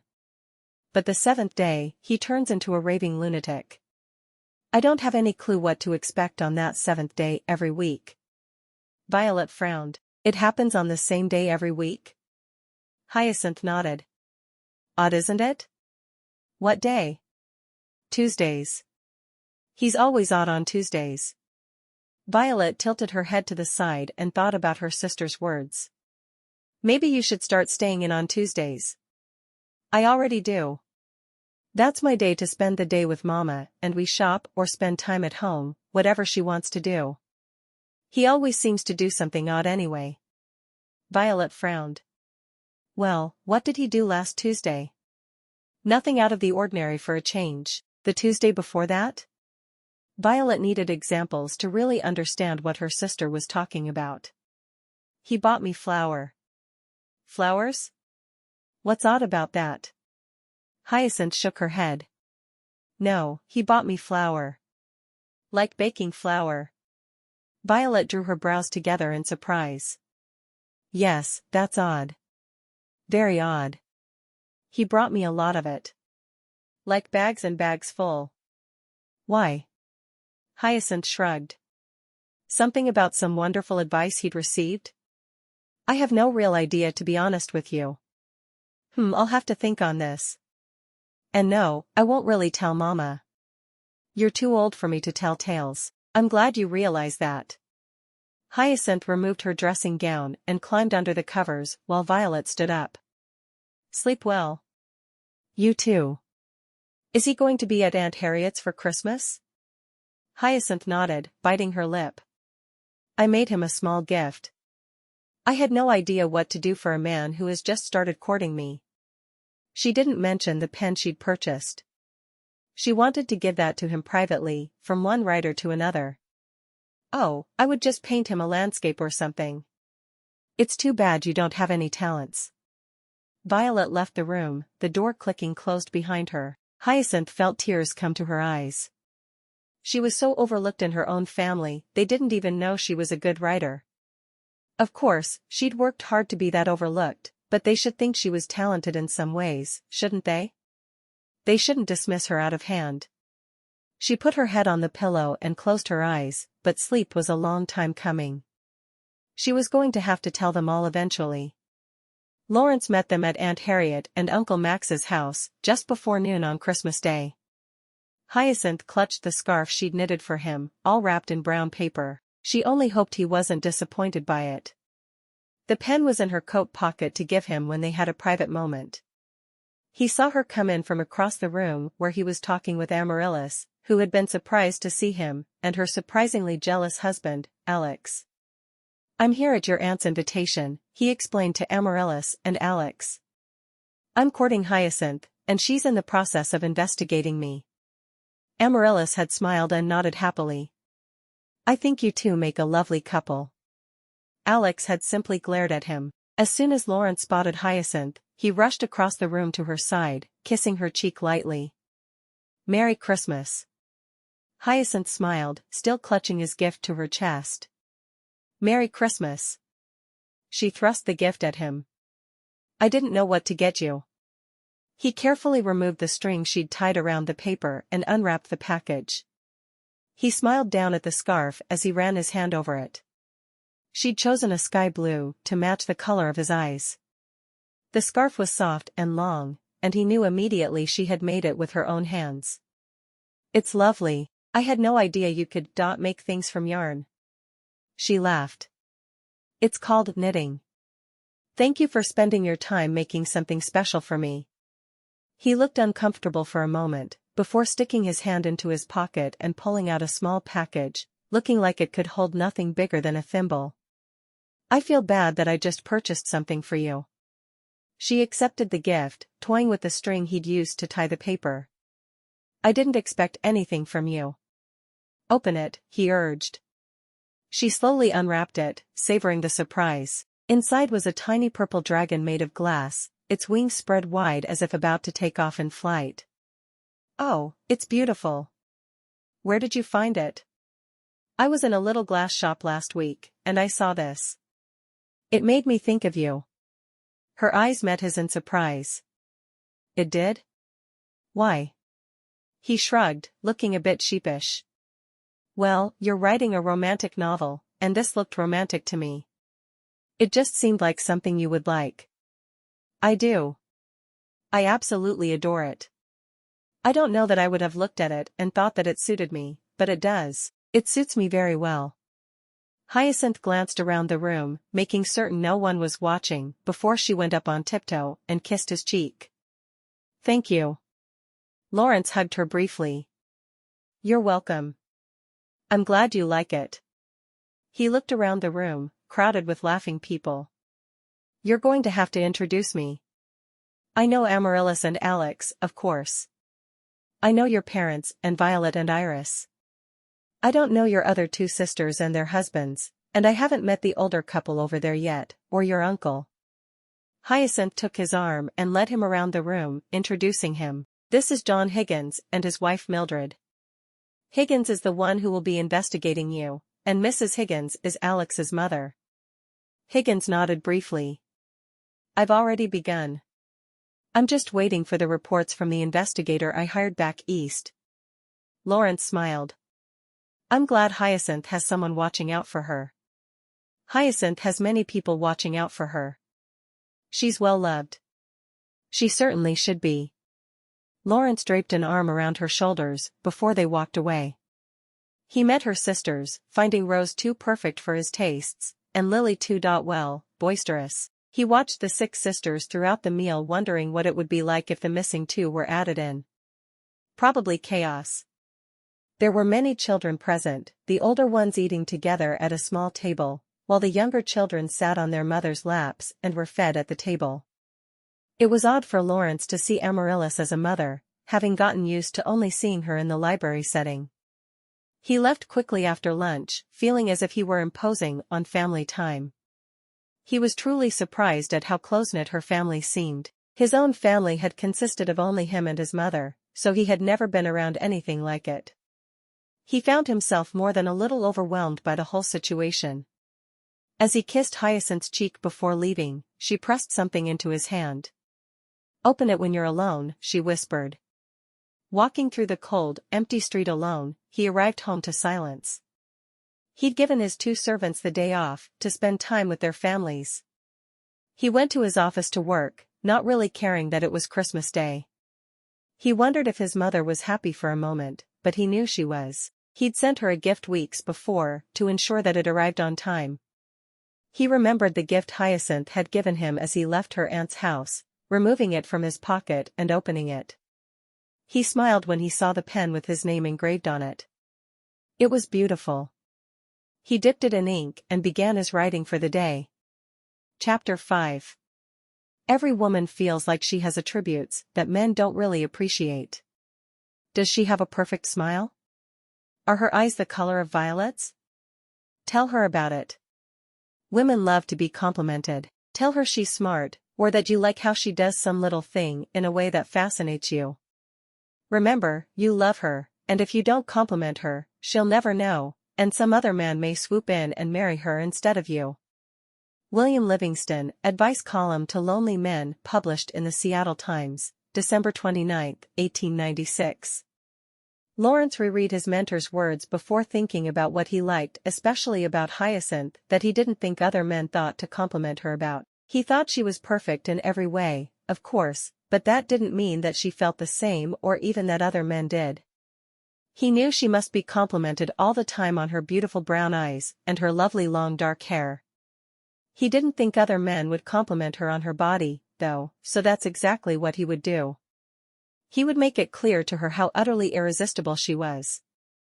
Hyacinth went to the door to respond to the insistent knocking the following Tuesday, just before lunchtime. She'd spent the morning with her mother, as she did every Tuesday, but since her conversation with Violet the week before, she had been waiting for Lawrence to show up and do something crazy.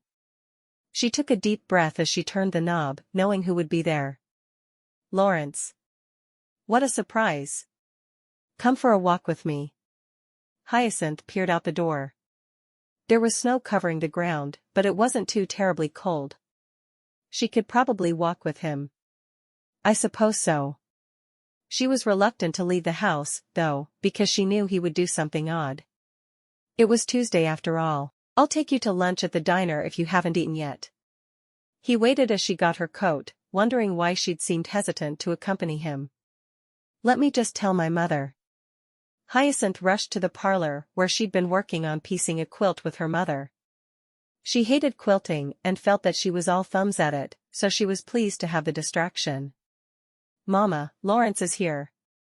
He wants to take me for a walk and to the diner for lunch. Would that be all right? Mary nodded, her eyes twinkling. That would be fine. You sure are seeing a lot of Lawrence lately. Hyacinth blushed. Hush, Mama. He'll hear you. Why did her family always have to say things to embarrass her? Mary laughed softly. It's a good thing your sister Jasmine was already out of the house before you started courting. She'd have mortified you. Hyacinth nodded emphatically. I'm so glad she lives in Montana now. I'd probably have been the one to actually follow through on my threat and strangle her. She wasn't easily bothered, but thinking back to some of the things Jasmine had said to their sisters made her cringe for them. Mary grinned. Have a good time. Hyacinth hurried back to the door, getting her coat from the closet. As Lawrence helped her into it, he whispered into her ear. It's a pity to cover up those pretty breasts, but I suppose we can't make you stay cold all day.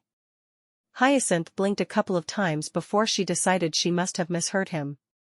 She chose not to say anything else, because she really didn't want to know if she hadn't misheard him. Her mother would forbid her to ever see him again if he started talking to her about her breasts, but it was Tuesday. Lawrence went a little crazy every Tuesday. She pulled her gloves on and took the arm he offered, walking with him down the front walk to the street. She wore her winter boots, so she didn't mind walking in the slush that the streets had become from the snowfall that morning. It's a pretty day, she said. A day could never be as pretty as you are. He was watching her as he said the words, waiting for her reaction. She shook her head. Oh, I'm not pretty. Rose is pretty. How could anyone even think to call her pretty when there were women like her sisters around? Lawrence was surprised by her words. You really don't think you're pretty? Yes, Rose is pretty, but in a different way than you are. Rose is, well, obvious, I guess.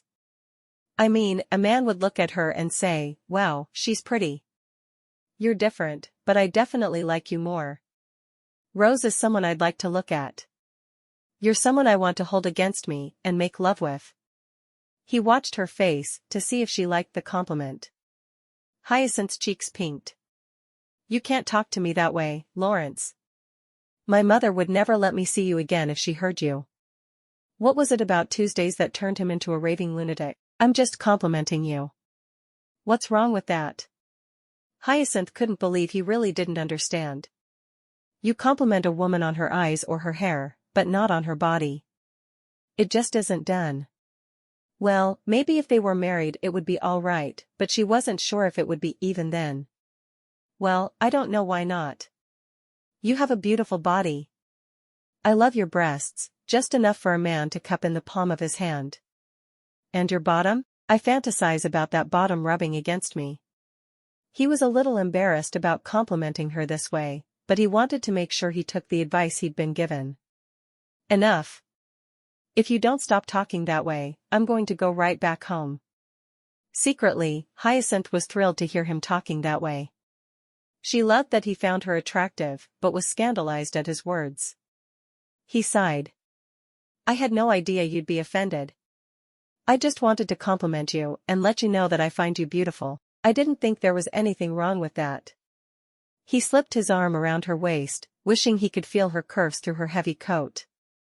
What are you doing for New Year's Eve? I've heard some people like to stay up until midnight and ring in the new year. I've never done that, but I'm certain my parents wouldn't mind if I did.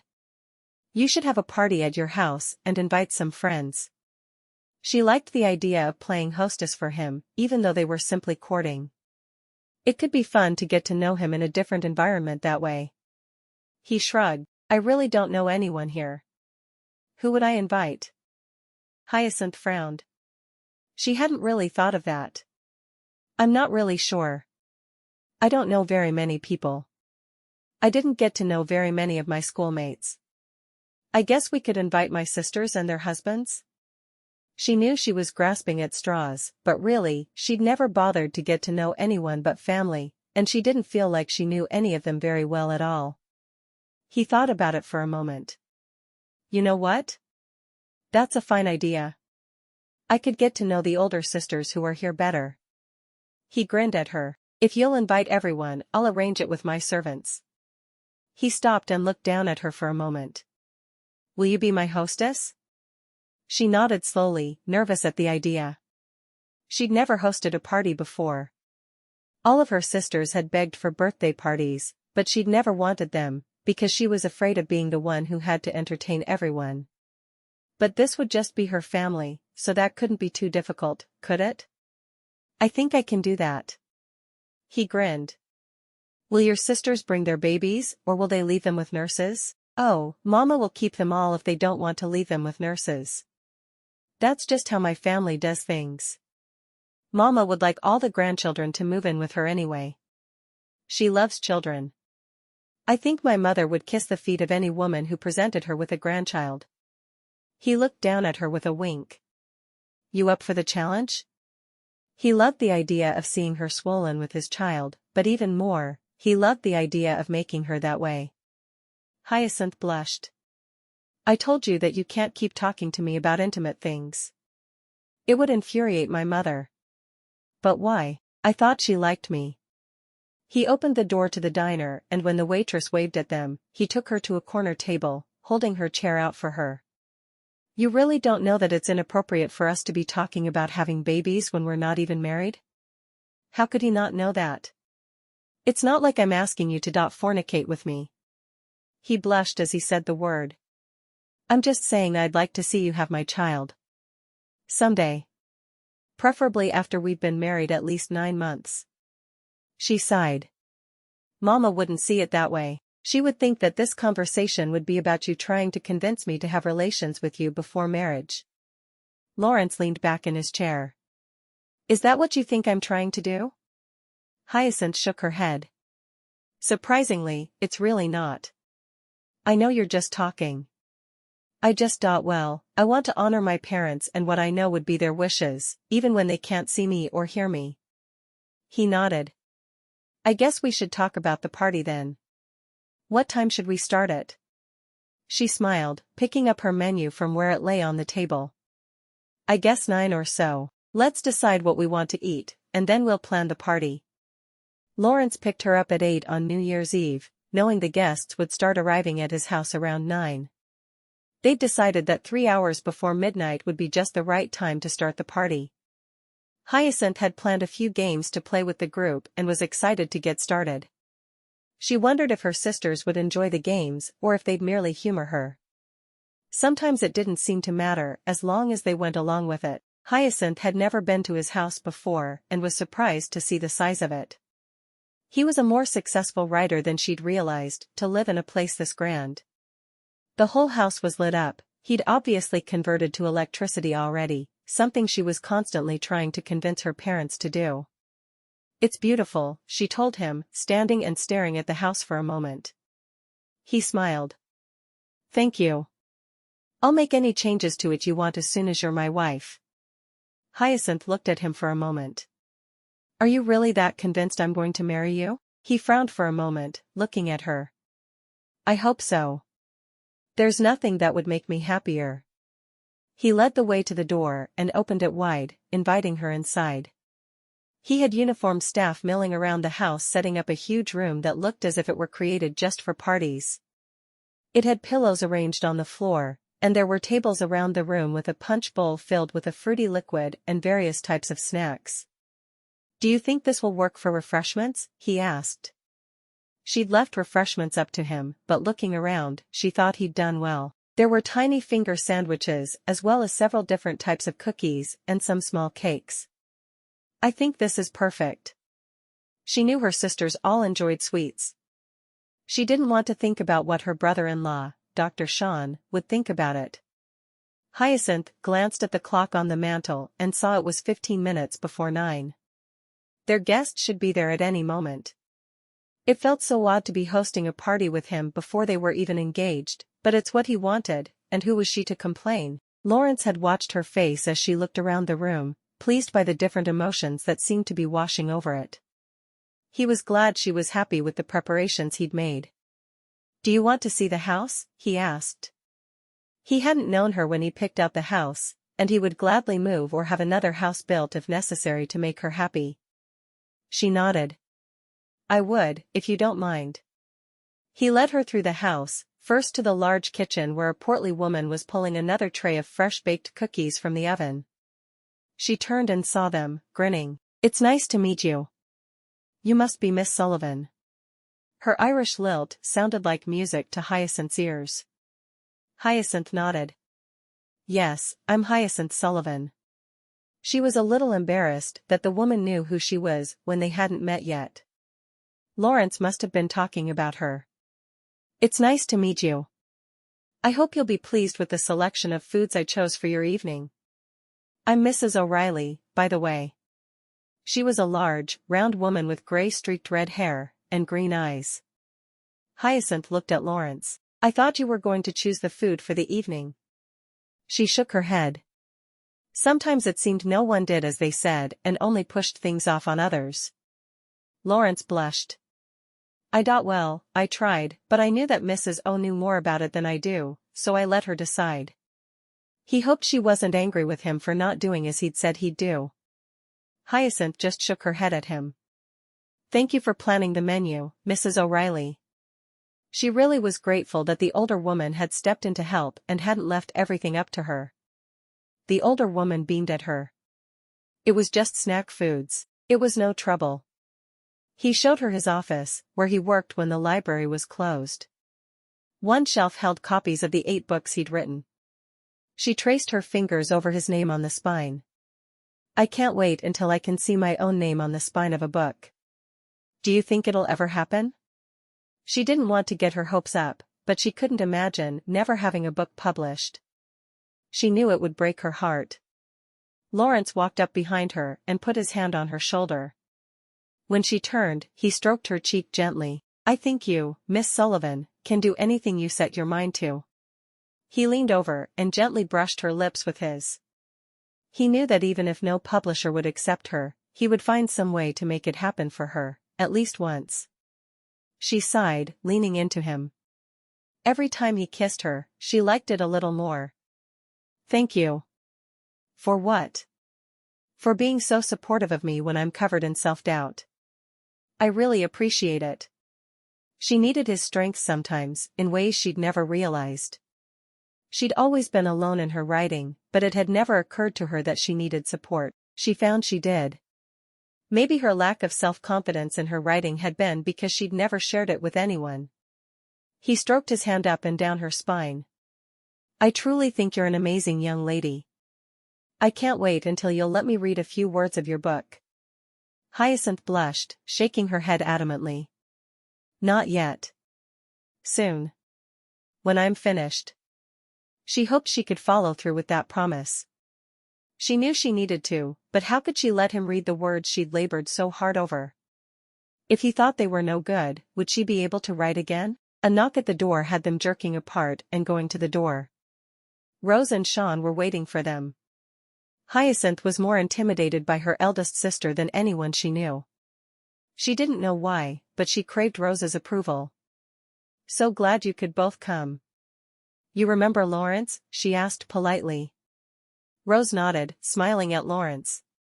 You have a beautiful home. I tried to talk Sean into buying it when it went up for sale last year, but he said he wasn't about to go through all the work of buying a new home when he had a perfectly acceptable one already. Rose looked at her husband, tapping her foot as if she were still annoyed with him over it. Hyacinth blinked a few times. She knew that Sean was good for Rose, because he did deny her. Her sister had many suitors before Dr. Sean, but he was the first to not worship at her sister's feet. I think it's a beautiful home, she said, not knowing how else to respond. Sean put his arm around Rose. I was thinking of the work that would be involved for you if we had to move. Rose sighed. The servants would have done the work. I would have merely supervised. Then I was thinking of the work for the servants. The couple walked into the house, still talking softly with each other. They were obviously in love, but they certainly didn't agree on everything. Hyacinth was pleased to see that a couple in love didn't have to agree on everything, because she knew that she and Lawrence would never be able to see eye to eye in everything. Especially on Tuesdays, Lily and Daniel were the next to arrive. Lily looked tired but pretty in the split skirt she wore. Hyacinth would have loved to feel free to wear the kind of clothing her sister wore, but she knew that she would feel like she was making a spectacle of herself. Lily had a newborn baby, and twins that were still toddlers. There was no wonder that she looked tired. She didn't have a full-time nurse the way Rose did, either. Amaryllis and Alex were the last to arrive. Alex looked like he'd rather be anywhere else in the world. Nice house, he said, his voice grudging. Amaryllis rolled her eyes as she hugged Hyacinth. Alex is terribly jealous of Lawrence, even though I was never in love with Lawrence. He was always just a friend, you know. Hyacinth held her sister close and whispered back, so you don't mind that we're courting? She waited for her sister's response, knowing she would stop seeing him immediately if it bothered Amaryllis, even though it would break her heart. I think it's wonderful. Lawrence deserves to be happy. Hyacinth let out the breath she hadn't even realized she was holding. Thank you. She led everyone to the room where the party would be, and Rose smiled happily when she saw the pillows on the floor. Oh, this is going to be fun, Rose exclaimed. She had always loved parties, and when people tried to make one unique, she got excited about it. I hope so. Hyacinth was suddenly worried now that everyone was there. What if they didn't enjoy her games? Each couple found a set of pillows and sank to the floor.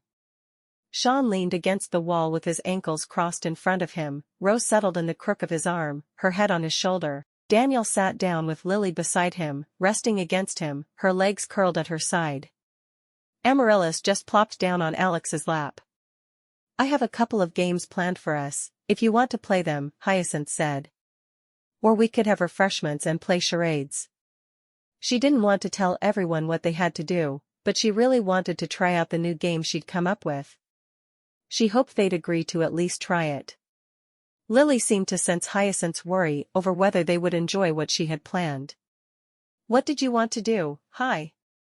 I want to hear it. Hyacinth smiled nervously, not used to being the center of attention. She reached out for Lawrence's hand to give her a little more confidence. I thought we could play a game as couples. Lawrence and I would be the administrators of the game, and all of you would play it. I'd ask questions, and Lawrence and I would vote on which answer was the best. Rose frowned. What kinds of questions? Hyacinth retrieved her notebook from one of the low tables where she'd placed it earlier. Here's a trial question to see if you'd like it. Gentlemen, if you had to compare your wife to an animal, what animal would you choose? She looked up at her sisters and their husbands, wondering how they'd react to the question. Sean let out a bark of laughter. A cat. I've never seen an animal more vain than a cat constantly grooming itself. Rose glared at Sean, but the others all laughed, recognizing his words as true. Daniel smiled. I'll go next. I think a cheetah. They run majestically. I've seen photos. I've never seen anyone run more beautifully than my wife. He kissed Lily on the cheek, letting her know without words that he found her to be the most beautiful woman in the world. Lily turned to Daniel, a smile on her face. I haven't run in a long time. You're so graceful, though. It's a truly beautiful sight that I'll never forget. Lily kissed his lips right there in front of everyone. And this is why I have the best husband in the world. Alex sighed. She's going to kill me for my answer, but I would say an elephant. They're supposed to be very intelligent, and from what I've heard they never forget anything. Amarilla smiled. I was going to get angry until you explained. Now I'm not mad. Hyacinth turned to Lawrence and whispered, whose answer did you like best? He thought it over for a moment. Well, I liked Sean's, because he pegged Rose beautifully, but I think the best answer was probably Daniel's. He hoped she'd agree, because he didn't know what she planned for a tiebreaker. Hyacinth nodded. I agree. She turned back to the others. If we were to score that, the point for the best answer would go to Daniel on that one. Sean nodded. I can see that. His answer was really good. He shrugged. I think mine was the funniest, though. Are there points for that? Alex shrugged. I think all three answers were very honest. Rose made a face. Do the women get a chance to get revenge? Give answers as well? All of them laughed as Hyacinth nodded. There'd be one question for the men, and then next for the women. You'd be working in teams with your spouse. She bit her lip. Do you want to play? When everyone had agreed, Hyacinth proceeded to read the next question.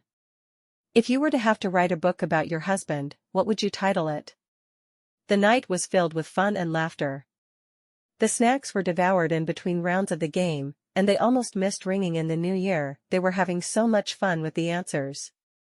Alex and Amaryllis won the game, which wasn't much of a surprise to anyone, because they were the most intellectual in the room. They just had better answers for most questions. There was only one point where there was a tie, and the couple that wasn't voted for, Sean and Rose, got to be the tiebreakers. Just before midnight, they counted down the seconds, and at midnight all wished each other Happy New Year. The married couples kissed one another, and Hyacinth looked at Lawrence, wondering if he'd dare to kiss her with her family watching. When he took her hand and pulled her to him, kissing her gently, she was surprised, but happy. She wrapped her arms around him and just rested against him. After a moment, she saw everyone watching them. Is there another marriage to announce soon? Rose asked.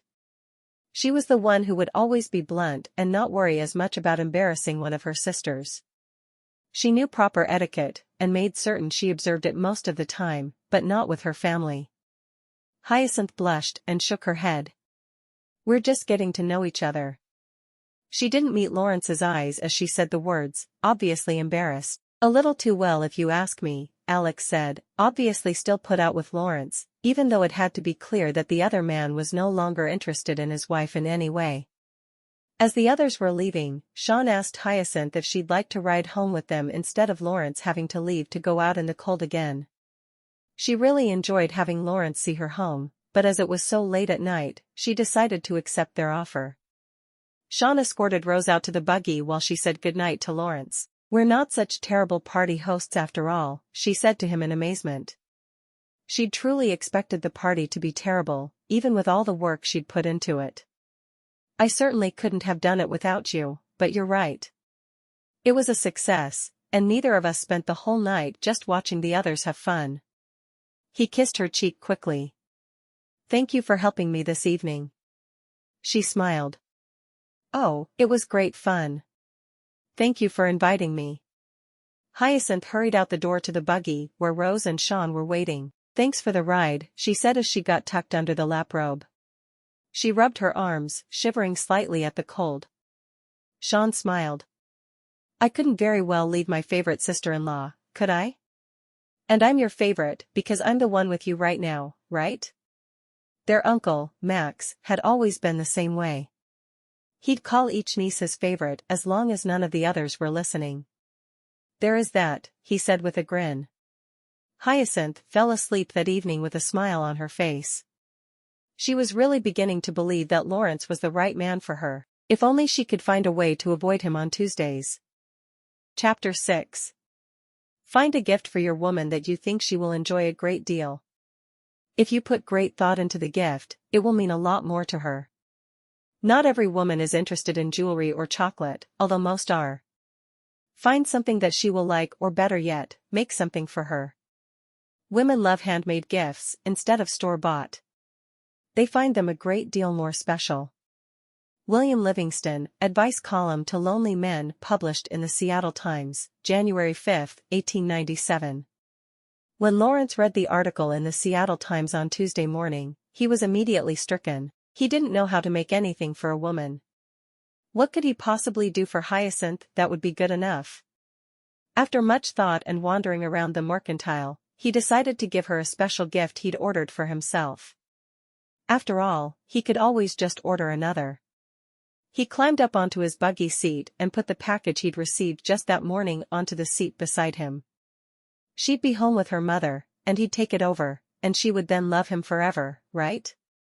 After all, what woman didn't want to receive such a special gift from the man who was courting her? Lawrence drove through the busy streets of downtown Seattle, toward the Sullivan home, knowing Hyacinth would be home on a Tuesday morning. He debated about inviting her to eat lunch with him, but he knew she liked to spend the days with her mother on Tuesdays, and he seemed to interfere most weeks. Instead, when he knocked on the door, and she answered, he said, "Do you have a few minutes free? I bought you a gift, and I want you to see it." Hyacinth felt her heart rate speed up in her chest. He bought her a gift? Was it a ring? What would she say if it was? She knew she was rapidly falling in love with him, but she was afraid of how strange he became every Tuesday. He reminded her of Robert Louis Stevenson's book, Strange Case of Dr. Jekyll and Mr. Hyde.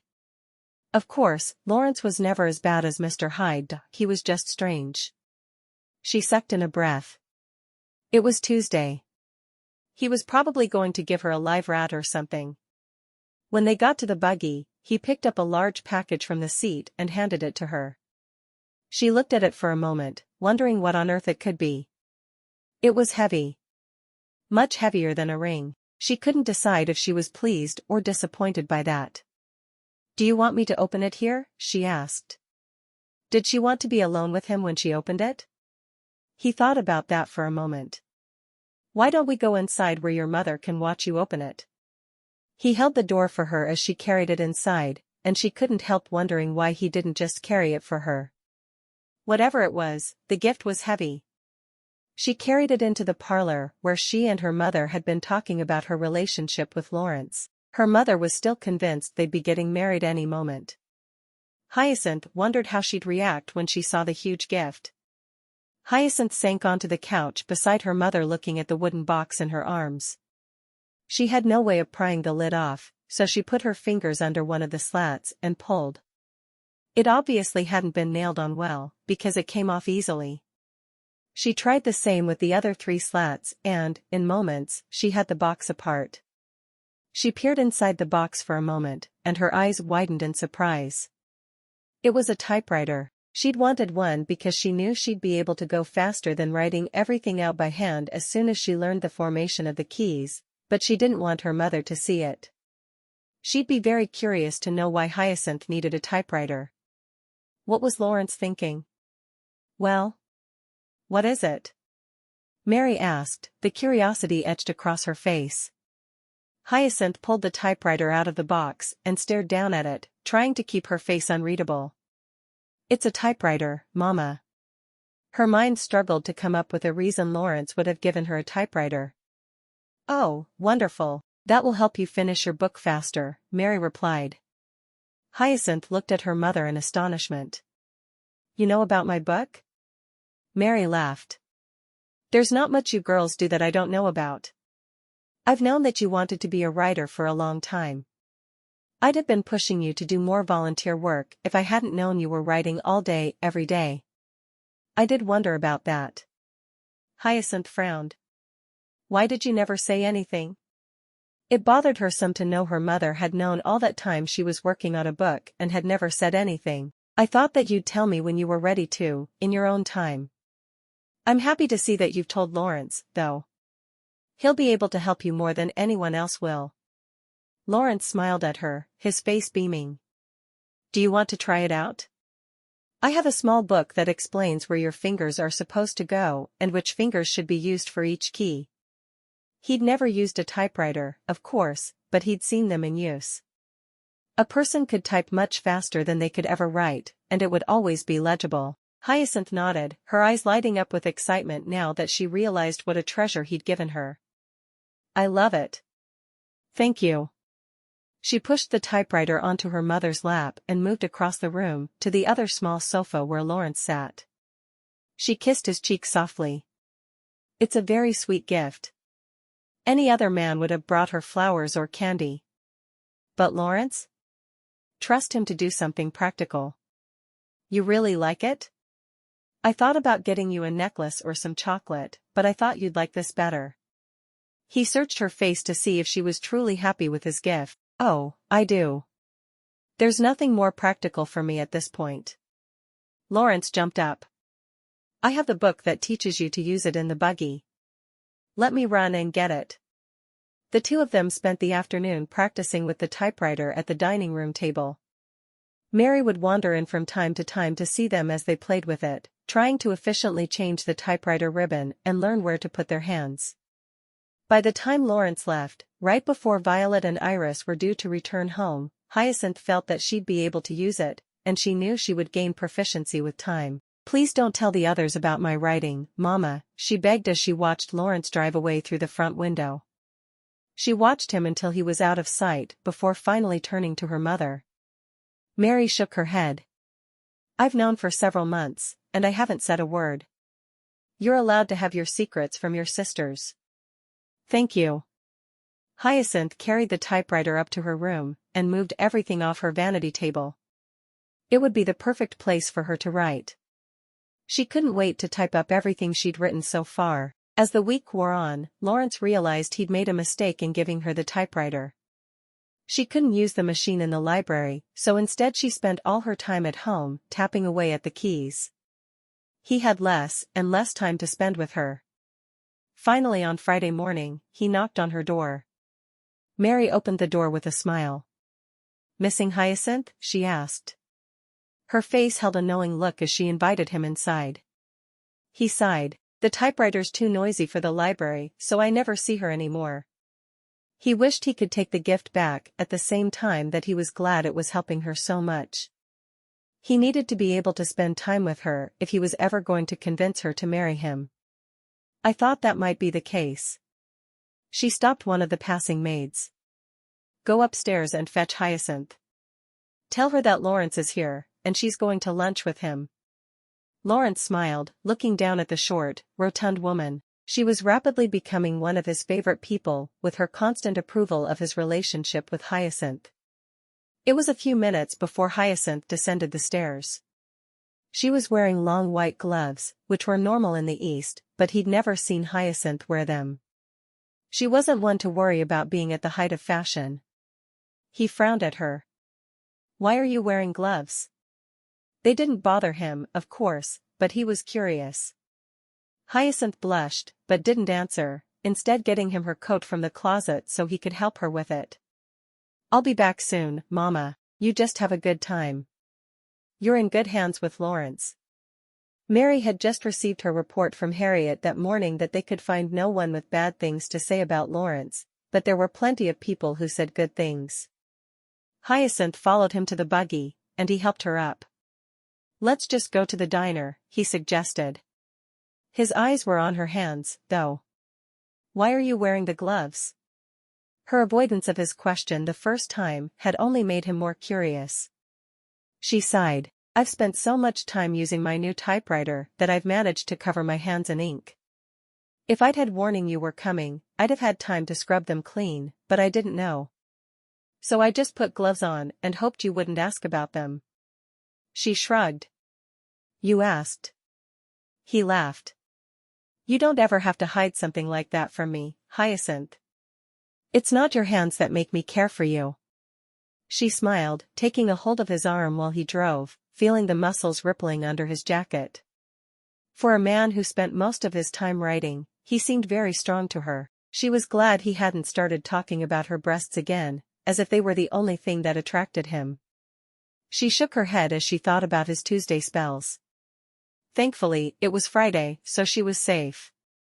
Mama got word back from Higgins. My aunt officially approves of you as a suitor.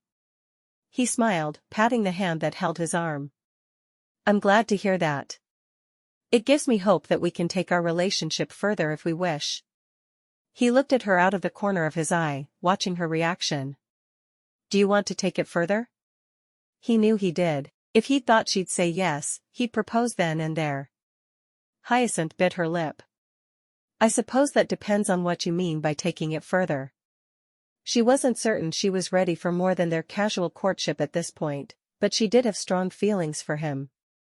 She just had to make certain he could remain sane. He frowned. I suppose I mean that I'm thinking it would be nice to maybe shop for an engagement ring and talk to your father about the possibility of us marrying. Let's give it another week or two, she suggested. She just wanted to make sure that his Tuesday strangeness didn't return. He was an odd man, and while she cared for him a great deal, she wasn't sure if she could deal with his affliction very well.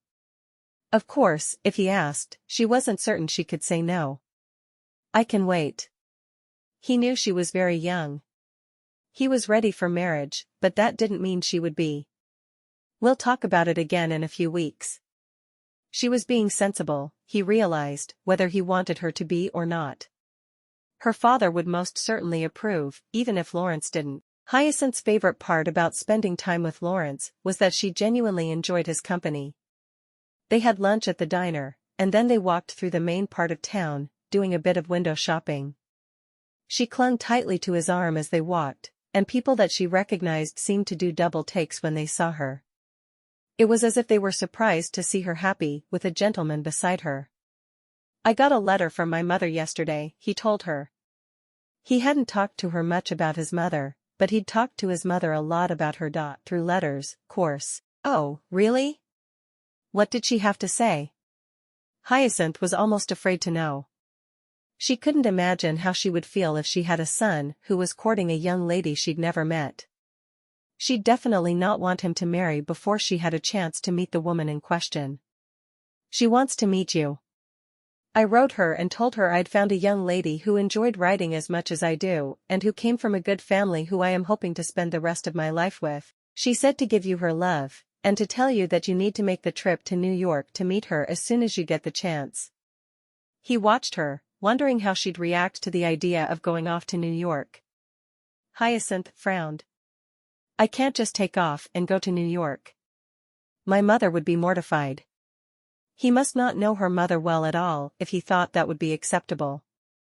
Well, Daisy just took off to be a mail-order bride, didn't she? What's the difference, other than you wouldn't expect to marry as soon as you got off the train? He wasn't certain why one was all right and the other wasn't. Surely if one daughter was allowed to take a train trip alone, then they all would be. She grinned. The main difference is that Mama went with Daisy when she went to be a mail-order bride. She had to stifle the giggle that sprang to her lips at the look on his face when she said the words. You mean, she actually had to go to meet her future husband with her mother right there beside her? He was stunned that Mrs. Sullivan had taken things that far. Surely she had to know that mail-order brides were not supposed to show up with their mothers in tow. Yes. Jasmine told the whole story to us younger girls when she got back. She said that Eli didn't know she'd brought her mother and sister along, so when he saw her at the station, he grabbed her and just started kissing her right there in the middle of town in front of God and who knows who else, and our mother. Mama insisted he let her go, and he did, but he wouldn't put off the marriage even for a day. Jasmine said you could almost see the steam coming out of Mama's ears, she was so angry with him. She let out a giggle as she pictured the scene. She was going to use that in a book someday. She knew she was. Someone had to. Lawrence laughed, the sound music to Hyacinth's ears. He didn't laugh nearly enough in her opinion. She was certain it was due to his loneliness. I can't believe your mother didn't box his ears right there and then. She doesn't seem like the type that would put up with public displays of affection where her daughters are concerned. He shook his head, musing over the possibility. Especially her unmarried daughters. Oh, she's not. There wasn't a whole lot she could do about it, though. Daisy was there to marry him, and he didn't know she was coming to begin with. I'm sure he'd have been a great deal more circumspect if he'd known she was coming. She grinned. Or maybe not. Eli is not a man to let a woman run all over him. That's for certain. Lawrence shook his head. Oh, I'm certain he would have. No man wants to kiss his future wife for the first time with his soon-to-be mother-in-law watching.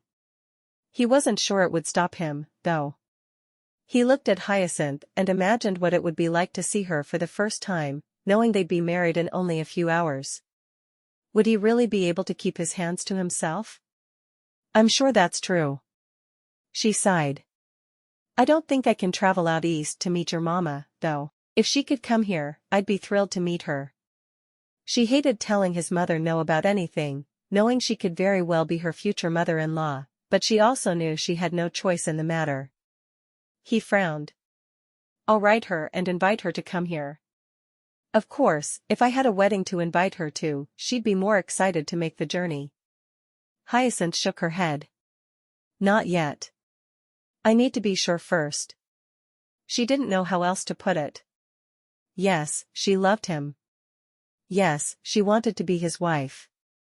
Would she feel the same way when Tuesday came around, though? Be sure of what? She simply shook her head again. What woman wanted to tell the man they loved that she thought he went through temporary insanity every seventh day? She certainly didn't. She'd have to talk to him about it someday, but today was not the day. She wondered idly if it was possible to have a man committed 1 day per week and released on the other 6. Was there an asylum that would work with her that way? Chapter 7. If all else fails, give her a puppy. Women love to play with puppies, and it gives them good practice for motherhood down the road. You will find that any woman, no matter how unhappy with you she seems, will immediately love you if there's a sweet puppy involved. Do your best to make certain he's house-trained before you take him to her, of course. No woman wants to be cleaning up dog mess all the time. William Livingston, Advice Column to Lonely Men, published in the Seattle Times, January 12, 1897. Lawrence read the words again, thinking about everything his mentor was suggesting in the article. He didn't know whether or not Hyacinth liked dogs, but it seemed like a good idea. It would have to be an older puppy to already be trained when he got him, but he'd find something. He wandered over to the Mercantile to see if there were any notices of people looking to find new homes for puppies. Surely someone needed to find a new home for a litter of pups. He would pick out a tiny furry puppy. He could already see Hyacinth cradling it against her, loving it with all her heart. While he read the board, a small boy came in with tears streaming down his face. Lawrence looked down at him, frowning. What's wrong? He hadn't had much to do with children in his life, but he hated seeing anyone cry. My mom says I have to get rid of my puppy because he's a nuisance. He rubbed his hand over his eyes, streaking tears and dirt everywhere. Really? Is your puppy house-trained? If he was house-trained, he didn't see a reason why he wouldn't be the perfect puppy for Hyacinth. A dog was a dog, right? He does his business outside, the boy said. Well, I might be interested in buying your puppy then. You see, there's this lady I love, and I think if I give her a puppy, she'll love me more. What do you think? Lawrence didn't really expect to get good advice on love from a young boy, but it was always nice to feel like your opinion was valued. The boy shrugged. I don't know nothing 'bout no girls. That's something we have in common. Lawrence hated to agree to take the puppy sight unseen, but if the dog was house-trained, what did he have to lose? Why don't I come over and get your puppy? Surely it would work out. He needed a puppy, and the boy had one. It was Providence. The boy eyed Lawrence, obviously sizing him up. He's a good dog. He costs 5 cents. Lawrence laughed. All right. I can pay 5 cents for the puppy. He handed the boy a nickel and didn't call him a little swindler, no matter if he wanted to or not. After the boy looked at it for a moment, his whole face lit up. Follow me, mister. I'll take you to him. He began weaving in and out of the crowded boardwalk, and Lawrence followed as closely as he could. When they reached the outskirts of town, the boy took Lawrence to a small shack where a dog was tied to a tree outside. That doesn't look like a puppy, Lawrence said skeptically. The dog was huge. He'd been picturing a tiny little dog Hyacinth could hold in her arms and cuddle. This dog looked like he could double for a carriage horse. What kind of puppy is he? Would Hyacinth enjoy a mutt as much as she enjoyed a purebred dog? The boy shrugged. A big I reckon. Well, that answer was certainly helpful. Lawrence circled the dog for a moment, before walking close and stroking his head. The dog seemed to be thrilled for the company, so Lawrence untied him from the tree. His nose twitched at the foul odor emanating from the animal. He'd need to bathe him before giving him to Hyacinth. He smelled truly disgusting. He once again questioned if he was making the right decision, but he didn't want to disappoint the little boy. "Thank you for the puppy," Lawrence told him, leading the dog away by the rope around his neck. He knew little about dogs, and even less about puppies, but this one seemed well behaved. He took him straight home and to the stable. "Would you bathe this mutt?" His gardener, who also happened to take care of his animals, wrinkled his nose, but nodded immediately. "I've never seen a dog who needs a bath more than that one." "Neither have I," Lawrence admitted. "I think I'm in need of one myself, to be quite honest with you." His own odor was beginning to offend him, and he didn't want Hyacinth to have the same reaction. The gardener nodded again. "You may have spent a little bit too much time with the dog," the man told him. Lawrence headed to the house and climbed the stairs, taking a bath. He used a great deal of soap, not wanting to smell anything like the dog when he saw Hyacinth later. He couldn't wait to see her face when he gave her the puppy. The puppy was clean and nice-smelling when he got to Hyacinth's house. He knocked on the door and walked the dog to the edge of the yard so it could relieve itself, while he waited for someone to let him in. Hyacinth poked her head out the door, looking around. "Oh, there you are, Lawrence. Did you get a dog?"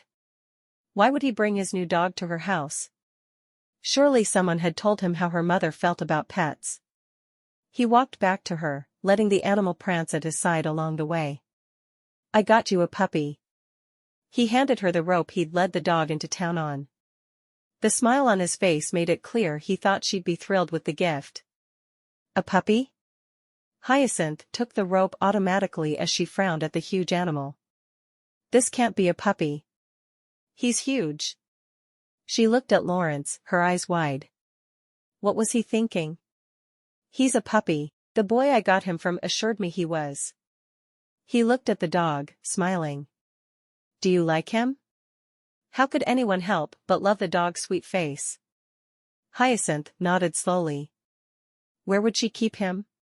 Her mother wasn't fond of dogs, and she hated how destructive they were. Would she be able to find a good place for him? "Yes, he seems very sweet." The dog took that opportunity to stick his head under her skirt, raising it up to show Lawrence an indecent amount of bare leg. She struggled to push her skirt down, noting that Lawrence didn't even pretend to look away. When she finally got her skirt pushed back down to her ankles where it belonged, she glared at Lawrence. "You could have helped me, you know." She shook her head. Sometimes it seemed that Lawrence had no manners at all, and sometimes he seemed to understand how he should behave in every situation. She knew it was Tuesday, not by the calendar, but by how he was acting. He grinned.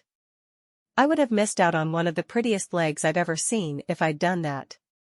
He wasn't even going to pretend not to like her body. He planned to marry her, and he didn't think it was bad for him to look whenever he was given the opportunity.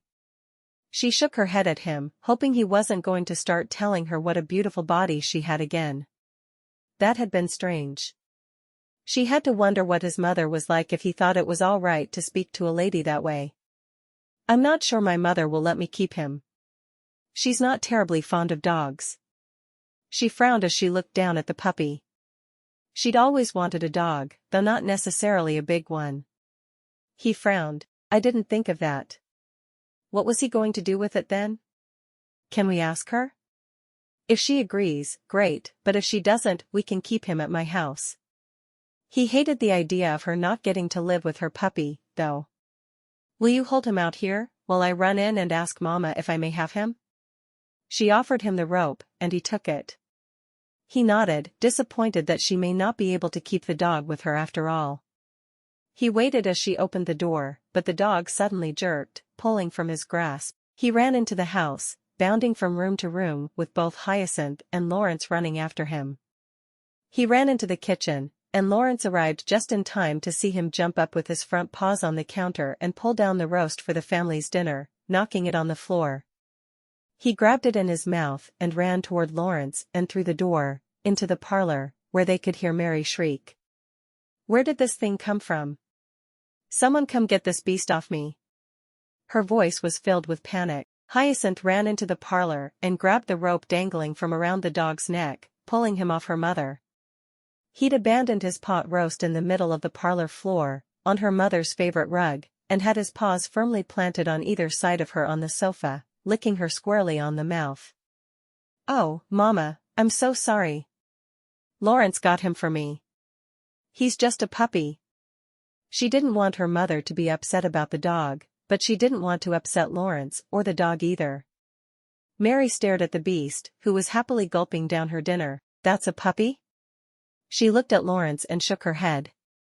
"It must be Tuesday." Lawrence blushed profusely. "He is a puppy. I got him for Hyacinth. Do you like him?" He said a quick prayer that she would agree to let Hyacinth have him. Mary shook her head. "I'm not a dog lover, I'm afraid. I find them rude, messy, and intrusive." She looked at Hyacinth. "You're not going to be able to keep him." Hyacinth nodded sadly. She was starting to like the overgrown beast. "Could we keep him in the back garden? Please, Mama? I like him." She patted his head as she spoke. The dog wagged his tail so hard at being stroked, he knocked over a vase that Hyacinth knew her mother was extremely fond of. She held her breath as she waited for her mother's response.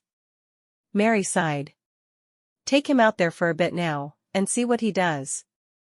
I guess if he behaves himself, he can be an outdoor dog." She obviously didn't like the idea, but it seemed to make Hyacinth so happy that she relented. Hyacinth smiled happily, thrilled with her mother's unexpected answer. "Thank you, Mama."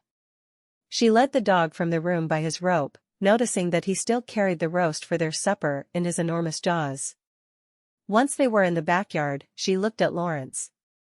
"I can't believe Mama even agreed to give him a chance. We've never been allowed to have a house pet, because she says they all make her sneeze.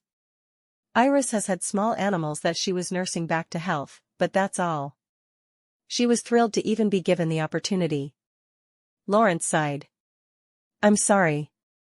I really thought that you'd like to have a puppy." Would he ever do anything right? He knew the advice Mr. Livingston gave him was good. He just didn't seem to be able to apply it well. "I would love to have a puppy, but Mama is a different story." She walked through the garden, leading the dog by the rope around his neck. "Does he have a name?" She looked down at the sweet dog, wondering about his history. Lawrence shrugged. "The boy I got him from didn't mention one if he does.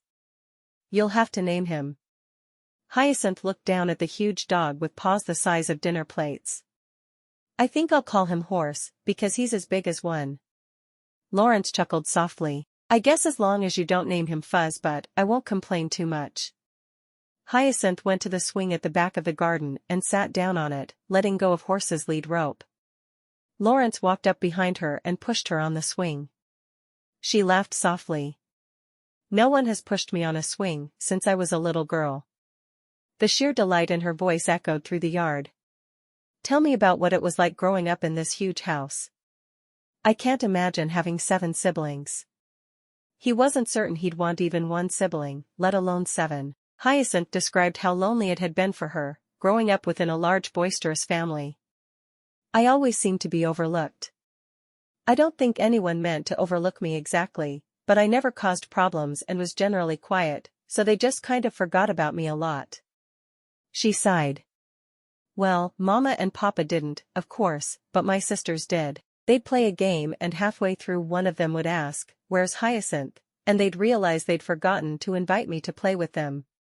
Usually she hadn't been terribly bothered by being forgotten, but sometimes she'd felt horribly left out." Lawrence looked at her with new eyes at those words. He'd always felt like he wasn't part of things at school because his mother did laundry for a lot of the families he went to school with. He'd never thought about how it would feel to be part of a large family but just not fit in with them. I'll never forget you. You're the first thing I think of in the morning, and the last thing I think about at night. She dragged her feet on the ground to stop the swing as she'd done as a child. She got up, walking to him and stopping a foot in front of him. Really? You think about me that much? How could anyone care about her that much? He was truly a special man. He nodded. I do. I know I seem crazy to you sometimes, but I think you're a unique woman with a big heart. I want to spend the rest of my life with you. He knew that she knew that, but how could he convince her of the truth? Hyacinth took a step closer to him and wrapped her arms around him. No one has ever said anything so sweet to me. Thank you. How could she ever thank him for the extra confidence he gave her, just by loving her so much? I'm just telling you the truth. He stroked her hair before tilting her face up to meet his, leaning down to kiss her softly. I didn't think I could ever feel this much for someone. She sighed. She knew she loved him, and she wished she felt free to tell him, but she still worried about his sanity. Of course, last Tuesday hadn't been terrible, and this Tuesday was downright pleasant. Maybe he wasn't crazy after all. She thought about Horse. No, he was probably crazy. She stood on her tiptoes and pressed her lips to his, moving her hands around his back and stroking his shoulders through his coat. His arms went around her and he gathered her closer, his tongue tracing her lips before slowly moving between them to mate with hers. He pulled away when they heard a loud crash. Oh no, he said, turning toward the sound. Hyacinth looked. Horse had dug a huge hole in the middle of her mother's flower garden, but what had caused the crashing sound was what really worried her. He'd knocked one of her mother's large pots that she used for decoration off the rock it had been displayed on. It was broken into hundreds of pieces. She sighed. I think you need to take him home with you while I go explain what just happened to Mama. I just hope she doesn't ask what we were doing instead of watching him. She shook her head. Why hadn't she been watching the beast? Lawrence caught his rope and led him out through the back gate. What had he been thinking? Hyacinth sighed. Why couldn't he have gotten her a tiny puppy like a normal man? He had such good ideas, and he tried so hard, but they never seemed to turn out like he planned. She shook her head. Maybe it was time for him to stop trying so hard to please her. Hyacinth went over to his house after writing the following day, knowing it wasn't really proper, but also knowing she wasn't terribly worried about what anyone might say. She wanted to see Horse. Lawrence had taken to making him stay in his back garden, rather than allowing him to destroy his house. When she got there, she shook her head at the mess he'd made. Someone had put a huge bowl of water and some food out for him, and the food was gone, but the water had been spilled everywhere. There were huge holes all around the yard, and since it had rained that day, they had all filled in with water. Well, if he digs enough more, you can just add fish, and have your own pond back here. She tried to look on the bright side of things, but she knew he would never be allowed to live at her parents' home. Lawrence shook his head. I don't know why I thought that getting a huge puppy was a good idea. I've never seen such a destructive dog. He wished he'd gotten a tiny poodle or some other small dog. Of course, now that he knew her mother wasn't fond of animals, he wouldn't be able to amend his mistake. Hyacinth wrinkled her nose. You know, most men get women tiny puppies that they can hold under their chin and snuggle. Why did you get me Horse? Not that I don't love him, because I do, but it just seems like an unusual gift. Maybe he would be able to explain his reasoning, and she would understand his Tuesday madness. I was at the Mercantile looking over the board in the corner where everyone puts notices hoping I could find someone that needed to give away puppies. I was thinking a tiny little furry dog would be perfect for you. He shrugged. Then this little boy came in and said he had to find a new home for his puppy. He was crying. Before I knew what was happening, I'd paid him a nickel for Horse and was leading him away by the rope. Hyacinth found her heart warmed by the story. He had done a good thing for that little boy, giving him 5 cents for a dog that obviously would be more trouble than he was worth. She smiled. I'm glad you got me Horse then. His astonishment showed clearly on his face. You are? She nodded. I'm glad you helped out a little boy and got me a sweet dog at the same time. Horse came running at the word dog and jumping up, put his paws on Hyacinth's shoulders and licked her squarely on the mouth. I like you, Horse, but I don't like kissing you. She wiped her mouth off as she gently pushed him down. The man is a much better kisser than you are. She hadn't been thinking when she said the words, and froze when she realized what she'd said. Lawrence winked at her. Is that so? She blushed. It is so. I like your kisses, and horses are simply too slobbery. I'm glad you like my kisses, even if you only like them compared to the dogs, she grinned, walking toward the gate. Mama would be upset if she knew I was here. I'm going to head home. She didn't want to be caught and have her mother find out. She preferred to choose when and how she got married, not let circumstances choose for her. He nodded. I'd offer to walk you home, but I really think I need to find some kind of solution to keep this dog from destroying my yard. Hyacinth waved. I'll see you tomorrow. She stopped to see Horse every day that week, and finally, on Friday, Lawrence announced that he was going to find Horse a new home. He needed to be on a farm where he could run and play. As big as my yard is, it's just not big enough for a dog like Horse. He hated disappointing her, but he knew that it wasn't going to work out. Hyacinth was sad, but she definitely understood. Do you want me to help you? It wasn't always easy to find a dog like Horse a good home. He shook his head. No, you need to finish writing that book of yours. I'll do it. I'm the one that chose him, so I'm the one that needs to find a new place for him. After we're married, I'll find you a nice small puppy that you can watch grow up and snuggle with. She smiled. You're still talking like us getting married is a foregone conclusion. He dropped a kiss on her lips as he walked with her to the door. At this point, you're going to have to beat me off with a stick if you want me to go. I'll bear that in mind if I ever decide I want to get rid of you. It had been almost 2 weeks since their discussion about waiting a couple of weeks before discussing marriage, so Lawrence went to the bank to talk to Hyacinth's father. He wanted to have the man's permission to marry her before he bought a ring and started planning his marriage proposal. He wanted it to be special when she finally said she would marry him, because she was an amazing woman, and she deserved nothing less. Daniel was sitting in his office toward the front of the bank when he went in, and he came out, shaking hands with Lawrence. Good to see you. What brings you to the bank today? I was hoping I could have a moment with Mr. Sullivan, Lawrence said, slightly embarrassed. Daniel's face transformed into a huge grin. You're going to ask for Hyacinth's hand in marriage, aren't you? I know that look. I saw it in the mirror the day I asked for Lily's. How is he when asking for his daughters? Kind? Gruff? Lawrence needed some advice from a man who had been through it all before. Daniel laughed. Mr. Sullivan doesn't have a gruff bone in his body. He's kind as can be all the time. Lawrence breathed a sigh of relief. I'm so glad to hear it. I want this to be as painless as possible. Especially since I haven't asked Hyacinth yet. If he was this nervous about asking her father for permission to ask her, how would he feel when it came time to actually talk to her about it? You two are a good couple. She won't say no. Daniel smiled at the younger man, knowing he would make a good husband for Hyacinth. I hope not. I've never asked a girl to marry me before. I've never even thought about it before. Well, there's not a nicer man to ask for his daughter's hand. Mr. Sullivan can be odd at times, but he's a good man, and he has great daughters. Lawrence smiled. I'm glad to hear you think that even after you've been married for a while. Daniel grinned.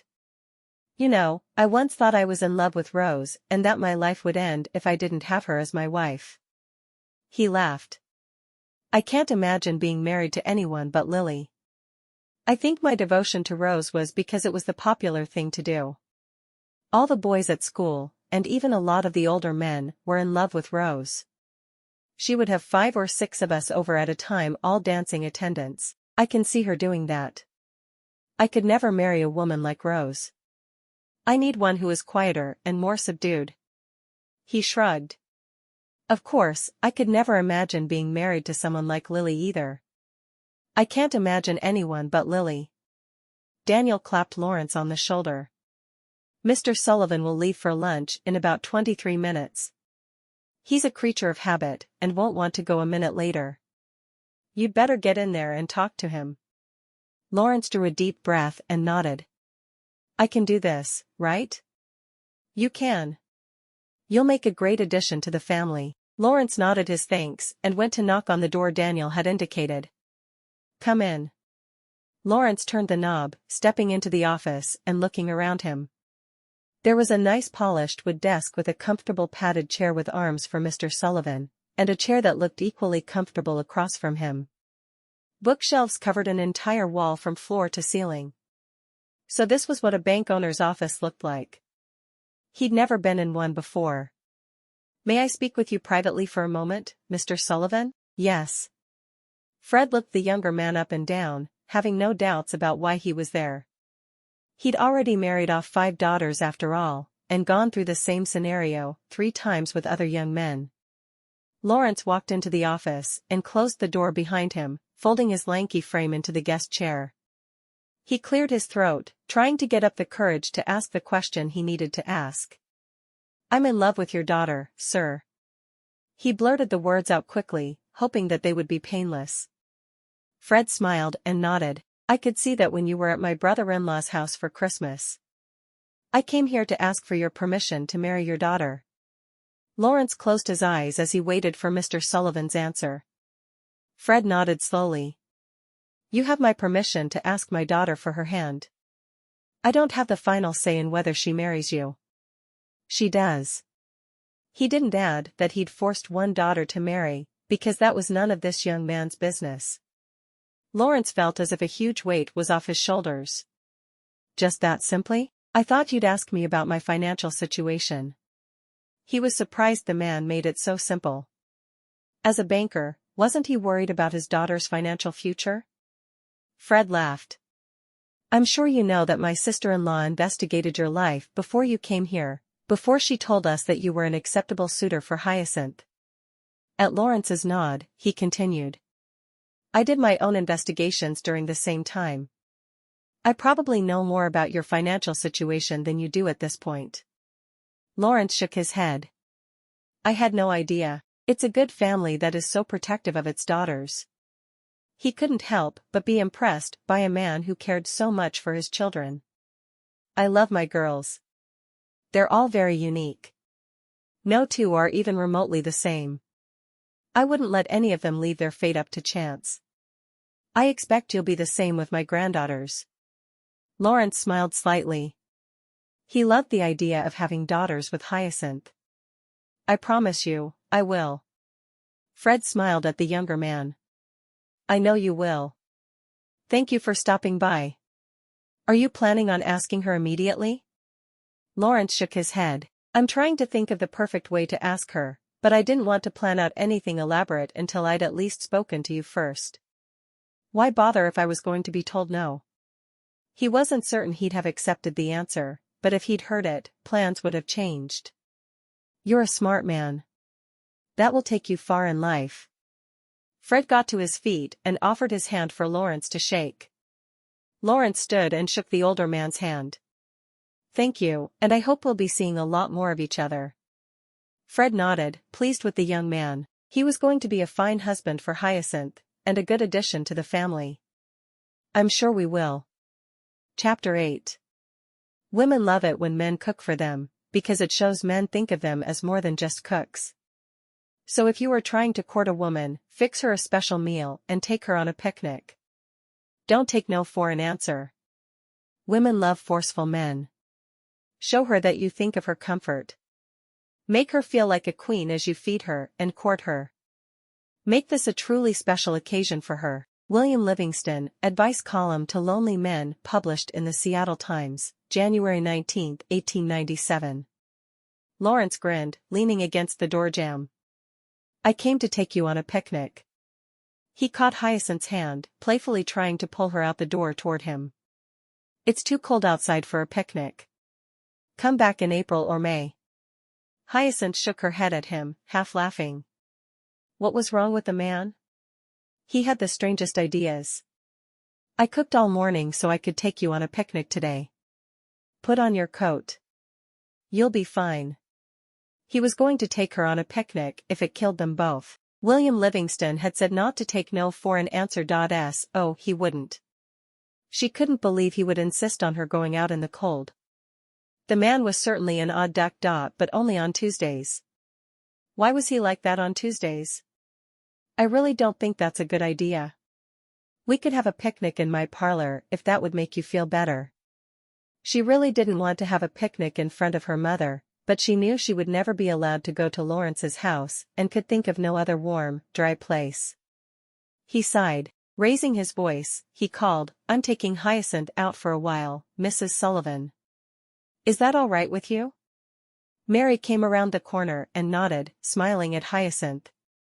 I think that's just fine. Hyacinth knew her mother had gotten a good report from John Higgins about Lawrence, but that didn't mean he wasn't insane. He had an illness that only came out on Tuesdays apparently. Why did her mother always agree with his odd schemes? But, Mama, he wants to take me on a picnic, and it's cold. Surely her mother would agree with her that it was too cold for a picnic. She wouldn't want her to become ill. Mary frowned. It really is too cold to sit outside and eat a picnic, Lawrence. Lawrence sighed. He'd wanted to propose during this picnic.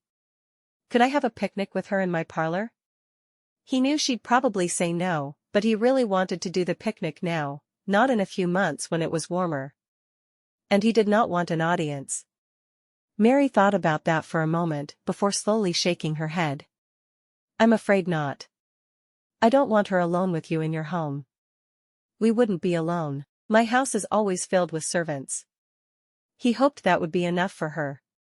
He doubted it, but he was grasping at straws. That's not enough of a chaperone, and you know it. Mary shook her head. You could use the parlor here. Lawrence wasn't about to have a picnic in the Sullivans' parlor where anyone could walk in during the middle of it. How about if we go to the library and ask Amaryllis if we can use one of the back rooms?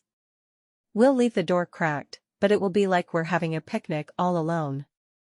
They wouldn't be too cold, but they would have privacy. Mary considered that for a moment. I think that's perfectly acceptable. Hyacinth frowned. What if I don't want to go on a picnic, Mama? Why did everyone seem to think they could make her decisions for her?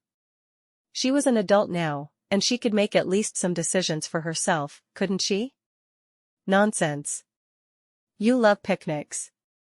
Mary waved her hand and shooed the young couple off.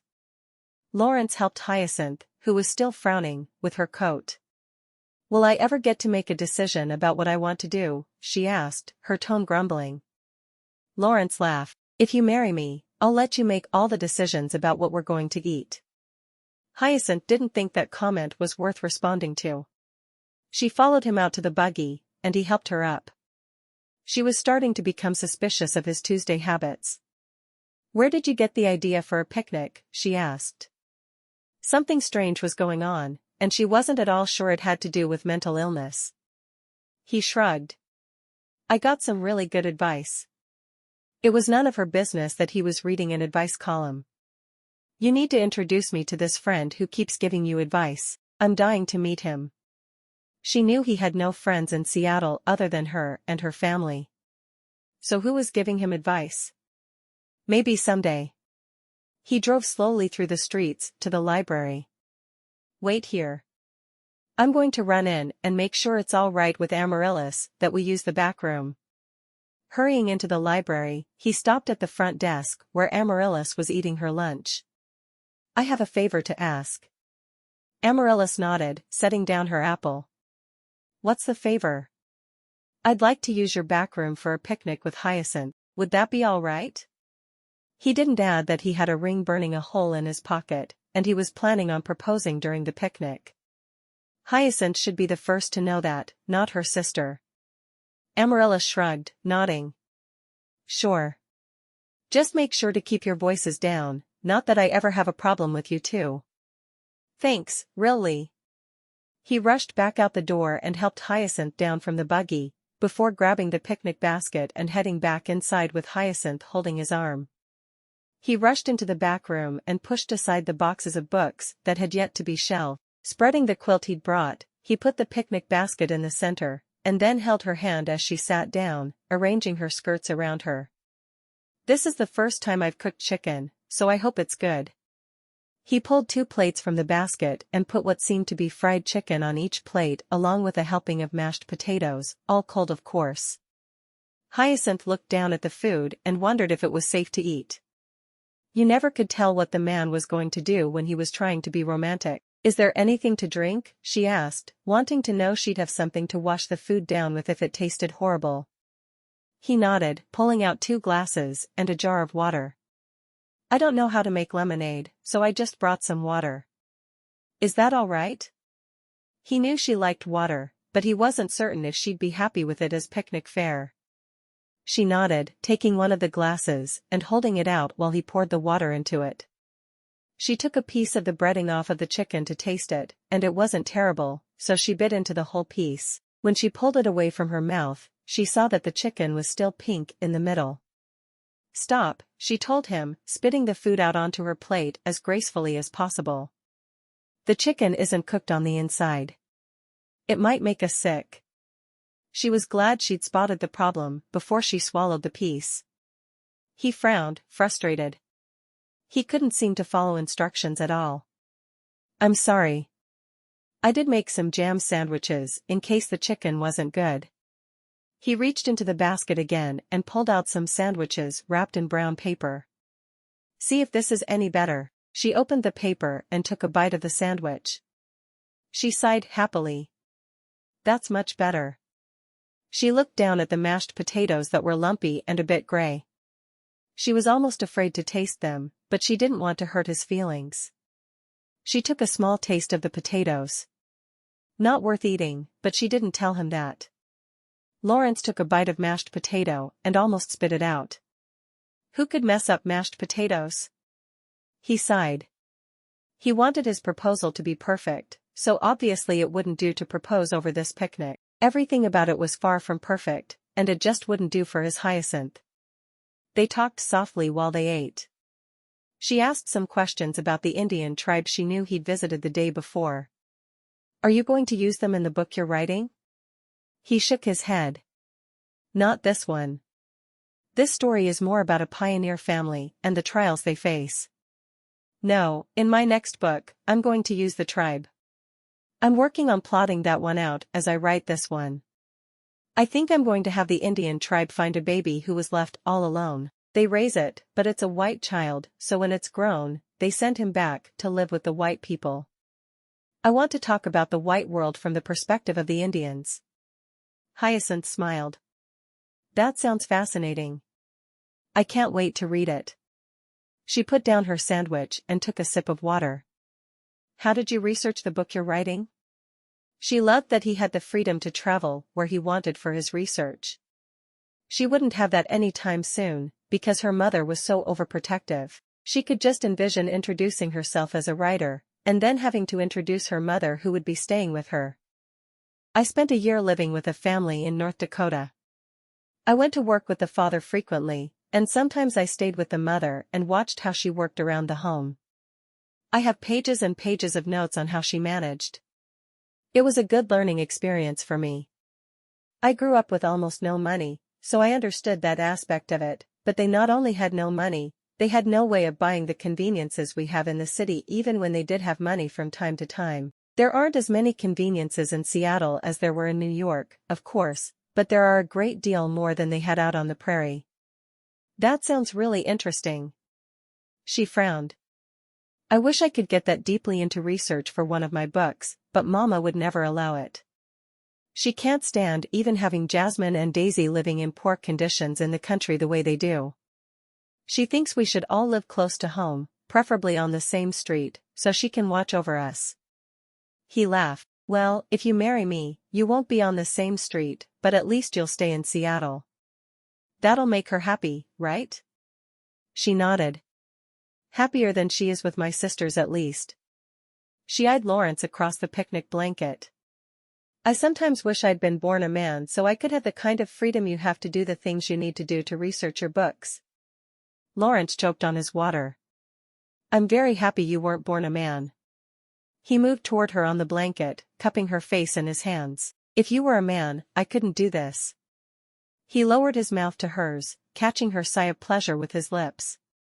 Hyacinth wrapped her arms around him, feeling the familiar tingling sensation shooting through her body where he touched her. She opened her mouth for his kiss and stroked his shoulders, loving being so close to him. Lawrence moved his hand down her shoulder and across her arm, trailing his fingers over her dress. His hand moved over her waist, and he could feel her corset through the fabric. His hand moved up over the corset to cup her breast in his palm. Hyacinth let out a gasp of pleasure and astonishment, arching into his hand. She knew she shouldn't let him touch her that way, but it felt so good. When Hyacinth didn't protest his touch, Lawrence carefully lowered her onto her back on the blanket and loomed over her, staring down into her brown eyes. Her looks were so different than her sister's, but he was so attracted to her. He couldn't imagine a girl who would suit him better than Hyacinth. You are truly the most beautiful woman I've ever seen. Hyacinth blushed. You look at me through different eyes than everyone else does then. They're all blind, he murmured as he pressed his lips to hers again. This time his kiss was more aggressive, his tongue firmly staking its claim. His hands roamed up and down her sides, exploring her body through her dress. One of his legs moved between hers and he pressed his knee into the notch between her legs. Hyacinth clung to his shoulders at first, but slowly felt more at ease, and she roamed her hands over his back. How could this be the same man who went crazy once per week? She stopped, startled when she heard a loud throat clearing, pushing Lawrence away. Amaryllis stood in the doorway with one eyebrow raised. I don't think this is the time or the place. Lawrence rolled off of Hyacinth, turning his back to both the sisters and facing the wall as he got his emotions and passions under control. His breathing was uneven as he fought to control himself. Of all the people who could have caught them, he was glad it was Amaryllis, but he was still mortified. Hyacinth sat up, looking over at Lawrence with his back to her. Was he ashamed of her? She blushed, pulling her knees close and resting her face between them. When neither of them said anything, Amaryllis shook her head. I'm just going to leave this door wide open for the rest of your picnic. As soon as Amaryllis left, Hyacinth sprang into action, putting away the rest of the food from their lunch and rushing to put everything back to rights. She didn't know how she'd ever face her sister or Lawrence again. What had they been thinking, rolling around on the floor in the library that way? She knew the answer for her, of course. She hadn't been thinking. Her mind flew away every time he touched her. Lawrence turned around and saw the blush on her face, helping her clear things up. You have nothing to be ashamed of, you know, he said softly. I was the one who started everything. He didn't want her to think she'd done anything wrong. He planned to marry her just as soon as he could after all. But I knew very well that what we were doing was wrong, and I should have stopped you. I can't let a man take liberties like that just because it feels good. She shook her head, more than a little embarrassed by the passion she'd shown him. Does it? Does what? Does it feel good? Lawrence needed to know that she enjoyed his touch as much as he enjoyed touching her. She nodded slowly. It feels amazing. She knew she shouldn't admit it, but she couldn't seem to stop herself. I wish we never had to stop. He smiled, glad they'd come on the picnic after all. If she felt that strongly about how much she enjoyed being touched by him, then they would suit very well. Later that afternoon, Lawrence was trying to work, but all he could think about was how Hyacinth had looked with her hair mussed as she lay on her back on the blanket. He had to convince her to marry him soon. He wondered if she would marry him on the day he asked her. He closed his eyes envisioning how it could be. Hyacinth, would you do me the great honor of being my wife? He would ask as he knelt on one knee at her feet. She would clasp her hands together and look at him adoringly. Oh, I can think of nothing I would like more. Let's go to the preacher now. I don't need anyone there, but you. When his mind started to venture into the wedding night, and he was fantasizing about how soft her skin would be under his fingertips, he knew it was time to stop. A nice walk in the cold rain might cool his libido. Something had to. Are you going to marry Lawrence? Mary asked later that afternoon as she and Hyacinth sat in the parlor knitting. Hyacinth shrugged. I don't know, Mama. Sometimes I think he's the only man I would ever want to marry, and sometimes I think that he's too crazy to even think about marrying. Mary smiled. I think it's only love for you that makes him crazy.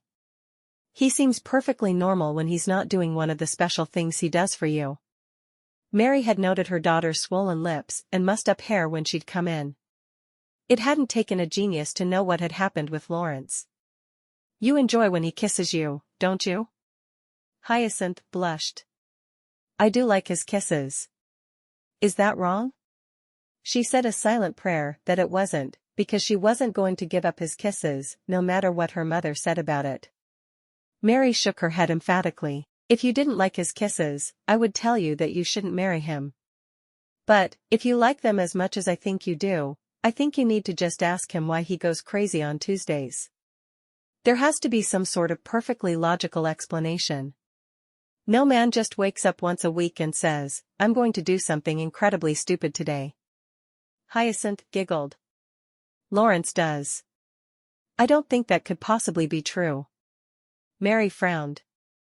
She wished she could come up with some sort of plausible explanation for the man's craziness. Ask him about it. Hyacinth sighed. If he goes crazy next Tuesday, I will ask. Otherwise, I'm just going to assume it's all been my imagination, and he's as normal as everyone else. She would definitely like to think it had all been her imagination. No woman wanted to be married to a man who was crazy 1/7 of the time. Mary shook her head. We all know he's not as normal as everyone else is. Especially on Tuesdays. She thought about it for a moment. I wonder if Amaryllis has some idea of what's going on with him. She knows him better than I do, and she's known him longer than any of the rest of us. I guess I could ask her, Hyacinth mumbled. She wasn't looking forward to having to see her sister again anytime soon, though. Not after Amaryllis had caught her rolling around on the floor with Lawrence. What was she thinking to do that in the middle of the public library? There were better places to go and kiss your beau. There had to be. Chapter 9. If you have trouble learning to speak to a woman, find someone else to practice on first. Maybe you could try speaking romantically to your friend, your sister, or even your mother. Most any woman would be thrilled to help you learn to romance someone. Just make certain it's not a woman who is in love with you that you choose. That might be awkward. William Livingston, Advice Column to Lonely Men, published in the Seattle Times, January 26, 1897. Lawrence read the column once more and thought about who he could practice on. Of course, for him there was only one answer. He'd have to talk to Amaryllis. So she'd know he wasn't losing his mind. He carefully cut the article from the newspaper so he could show her. Today was Hyacinth's day to spend with her mother, so it was the perfect day to practice. He went to the library as soon as it opened and walked straight to the front desk where Amaryllis was seated. She was putting a stack of cards in alphabetical order, and he waited until she stopped for a moment and looked up at him. Lawrence. Good to see you. Where's my sister? I see she's not attached to your lips today. Lawrence blushed. She spends every Tuesday with your mother. I think she avoids me on Tuesdays, to be honest with you. He frowned as he said the words, even though he knew they were true. Why would she do that? He shrugged, not wanting to elaborate. I have a favor to ask you. He needed to be honest about what he was doing. There was no way he could practice on Amaryllis if she didn't know. It would be awkward enough as it was. If it involves picnic baskets and my younger sister, the answer is a very firm no. I don't ever want to walk in on what I walked in on last week again. Lawrence made a face. No, this is worse. At least for me, Amaryllis sighed. Worse? Is that even possible? Well, you see, I've been taking advice from a columnist in the Seattle Times, he began, briefly explaining about the advice he'd received from the paper. The column comes out every Tuesday. This week's advice is to practice talking romantically to a woman you feel at ease with. For me, in Seattle, that's you. So, I want to talk to you later, when you're not expecting it, and I want to try and be romantic. I thought you'd rather I didn't just walk up to you and start doing it. Amaryllis let out a slight giggle. You want to practice courting on me so you can court my sister? Lawrence frowned. I know how ludicrous it sounds, but that's what the column says to do. He dug into his pocket and handed it to her. When Amaryllis read it, she shook her head. Oh, Lawrence. This man has no idea what he's talking about. Just be yourself and Hyacinth will love you. I honestly think she already does. He sighed. But can I practice on you? Please? Mr. Livingston's advice had worked well so far, and he wasn't about to abandon the man now. Amaryllis shrugged. I suppose, but if Alex walks in and sees you sweet-talking me, I won't be responsible for the consequences. He might very well go insane over something like that. You're not exactly his favorite person in the world anyway. Your husband needs to trust you more. Lawrence shook his head at her.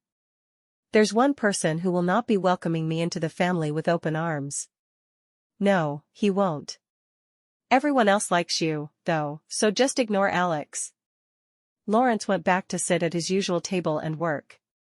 He knew that Amaryllis had a school group dropping in that day, so he'd approach her after. What he really wanted to do was practice his marriage proposal on her. It had to be just right before he proposed to Hyacinth. Hyacinth sat in her room, tapping away at her book. Her mother was feeling under the weather, so she wanted to take the time to write on her regular day off. She felt like she was getting very close to the end of the book, and she was putting every spare moment into it. She'd gotten proficient on the typewriter, typing much faster than she'd ever written. She paused reading over a section. She wasn't certain if she'd gotten a detail correct. She sighed. She was going to have to go to the library and see if she could get the answer there, or she'd have to see Lawrence. She really didn't want to seek Lawrence out, because it was Tuesday, and there was no telling what he would do. She was rather surprised he hadn't been by already that morning, doing something absolutely insane. That's what Lawrence did after all.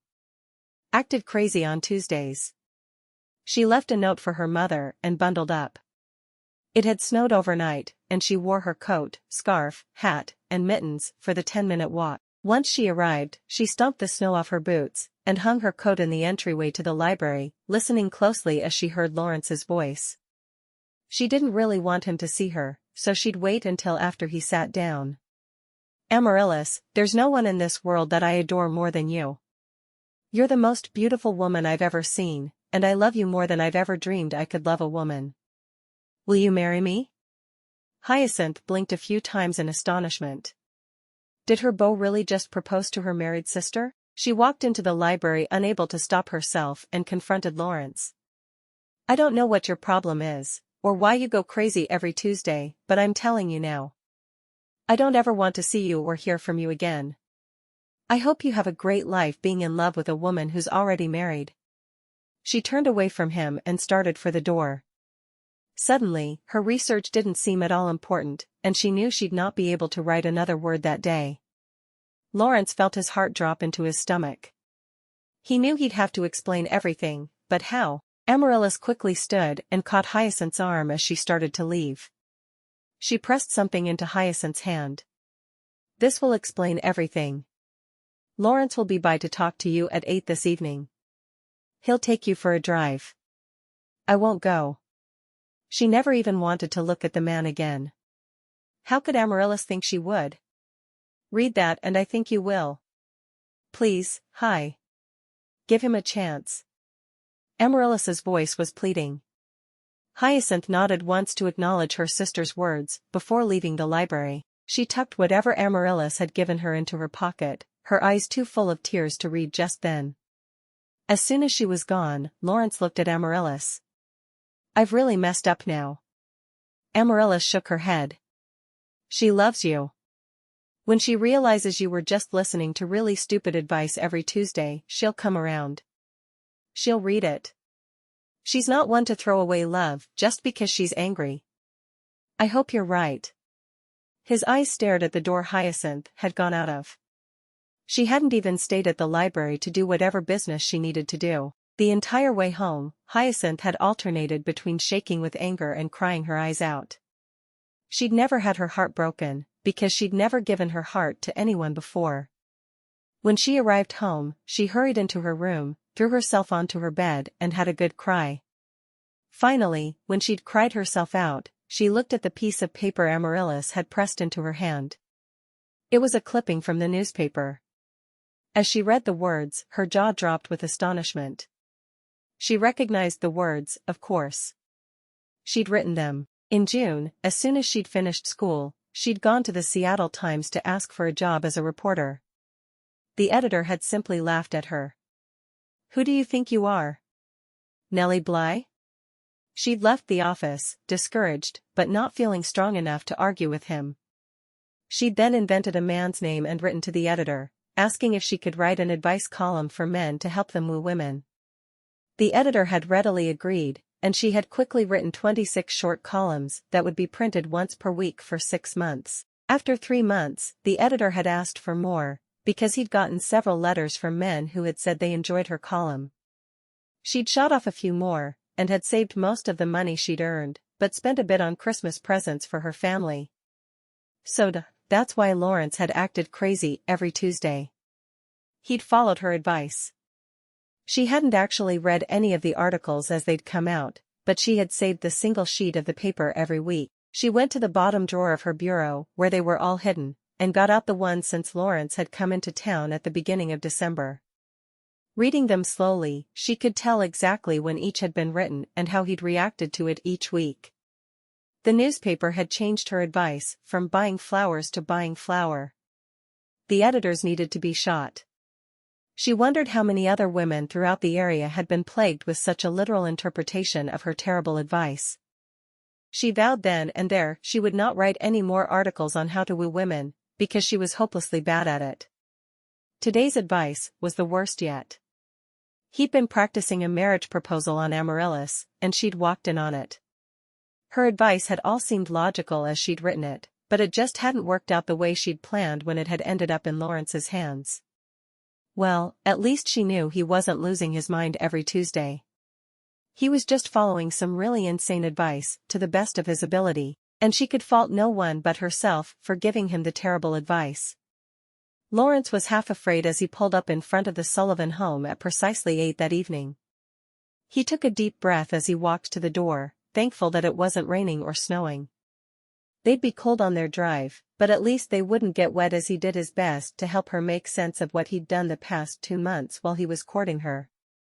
He went to the door, not certain exactly what to expect, but Hyacinth was waiting for him with her coat on, all bundled up and ready to go. He was unable to read her face as he helped her into the buggy, and he didn't say anything as he immediately headed to the outskirts of town so they could talk. "I need to apologize to you," Hyacinth whispered softly. He turned to her in surprise, pulling over to the side of the road immediately. They were out of the main part of town, so no one would see them if they were to stop. "Why would you apologize to me? I'm the idiot who proposed to your sister today." He shook his head. He still couldn't believe she'd overheard him ask Amaryllis to marry him. "But you proposed on the advice of someone you considered to be a love expert." She took a deep breath, knowing it was time for him to know who his real mentor had been, but afraid of how he would react to the knowledge. He nodded. "I did. You don't think he's a love expert?" Amaryllis had told him over and over that the man giving advice in the column was clueless about how a woman should be courted. He wasn't certain if she was right, but he did have a lot of faith in Amaryllis. "I know he's not. You see, I wrote those columns." She looked down at her hands, refusing to meet his eyes. "I wanted to work as a reporter for the paper while I worked on my book. I thought it would be a good way to brush up on my writing skills, but the editor just laughed at me. So I wrote to him, as a man, and suggested my column. He gave me a trial, and he liked my work, and the men in the area all said the advice was helping them, so I kept writing it." She had never been so ashamed of anything she'd done in her life. Lawrence gaped at her. He had been taking advice on how to court a woman, from the woman he was courting, and neither of them had known it. "I don't know what to say." He was mortified. Absolutely mortified. When you did the things you did, I thought you were crazy. Seriously, I thought you needed to be admitted to an asylum one day every week, because the things you did were that out of the realm of normalcy. She shook her head. I had no idea how bad the advice I was giving was until you tried it all on me. I can now say, without a doubt, that I should not be giving anyone courting advice. I'm terrible at it. Everything that seemed like a good idea when I wrote it down was really bad in practice. I don't know why I suggested some of those terrible things, other than I needed more ideas to fill the column. She felt like crying. I wonder how many other men in town took my horrible advice. Lawrence wasn't sure what to say to that. He'd loved the advice he'd received from her, even if it had all been a bit odd. I liked the advice. I felt like it gave me clear direction in how to approach you. He hated letting go of the idea of William Livingston. He'd almost considered the man a friend, but he was really a woman. It was difficult to comprehend. Hyacinth shook her head. It didn't though. I had almost decided there was no way I could marry you because you were crazy. It was like you were two different people. 6 days per week, you seemed perfectly normal, and you were just who I wanted you to be. Then 1 day per week, you became someone else. I couldn't figure out what your problem was. She looked at him as a thought occurred to her. Did you put mint leaves in my pockets to make my hands smell good? He nodded, smiling. That one worked, didn't it? He was proud that he'd done one of the things she'd suggested just right. Hyacinth shook her head. No, you put poison ivy leaves in my pockets. I couldn't figure out who'd done such a thing, but then I remembered the article about mint leaves. She sighed heavily, wishing she'd never started writing the terrible column. I'm really sorry. Lawrence felt a grin slowly transform his face. Does this mean you're not angry with me any longer? He was hopeful that she was going to forgive him easily now that she knew it was her advice he'd messed up so badly. Hyacinth looked up at his grin and fought to hold back the giggle that was inexplicably at her lips. She shook her head. Oh, Lawrence. We're both such idiots. He laughed, the sound booming through the quiet night. We are. You liked me for who I was, and I was trying to be someone else so that you would like me. He shook his head. Maybe we should both just accept the fact that we care about each other and stop trying so hard. She nodded, scooting across the seat to him and wrapping her arms around his waist. I'm so glad I finally know what's wrong with you. She hoped he would ask her to marry him then and there. For the first time in their courtship, she felt like she could finally agree. She wanted to be his wife, there was nothing she wanted more. Lawrence used his gloved hand to tip her face up to his, kissing her passionately. I thought I'd never get to do that again after what you heard me say to your sister. I'm so glad she knew what to do. I don't know that I would have admitted to the advice I was getting if she hadn't just taken over the situation. He could have lost her forever, and he couldn't have stayed in Seattle. He'd have had to move on where he could stop thinking about her constantly. He doubted that would have even worked. Hyacinth smiled up at him, kissing his chin. Well, Amaryllis is the smartest of all of us. We've always known that. She definitely knew exactly what to do to make things work for us. She'd never been so glad for Amaryllis in her life. So I'm forgiven for proposing to your sister? Only if I'm forgiven for giving every man in Seattle horrible courting advice. She smiled as she rested her forehead on his shoulder. I think we can call that even. Hyacinth laughed. I'm so glad you're being so understanding. I'm just happy we were idiots in front of Amaryllis, so she could fix us both. She grinned, her face pressed into his neck. It's freezing out here. She needed to get back inside, so he needed to hurry and ask her to marry him before he took her home. He nodded. I need to get you home. Your father will skin me alive if we stay out too long in this weather. She was slightly disappointed as she returned to her side of the buggy. She was finally ready to marry him, and he hadn't proposed. Soon, he would, though. She was pretty sure of it. He was a good man, and he wanted to marry her. Didn't he? Chapter 10 Hyacinth. Your smile makes me smile, your frown makes me frown. You always manage somehow to pick me up while I'm down. I want to spend my life with you and love you through the years. I want to be there to see your laughter and wipe away your tears. I'm not good at grand gestures. I can't be like that, you see. But I love you more than words can express. Hyacinth? Will you marry me? Written by Lawrence Bennett and published in the Seattle Times, February 2, 1897. Hyacinth noticed her family giving her funny looks at breakfast on Tuesday. She wasn't certain why, and she was almost afraid to ask. Iris kept giggling behind her hand, and Violet had sighed over and over, looking at her and saying, "It's so romantic." Finally, Hyacinth put down her fork. "What's romantic? What's wrong with you people?" She needed to know what was afflicting them all, so she knew what to do about it. Were they all sick at the same time? What on earth was wrong with her family? Her father pushed the newspaper to her, open to the page he obviously wanted her to read. She skimmed the page until she saw her name, and then she read more slowly. He didn't.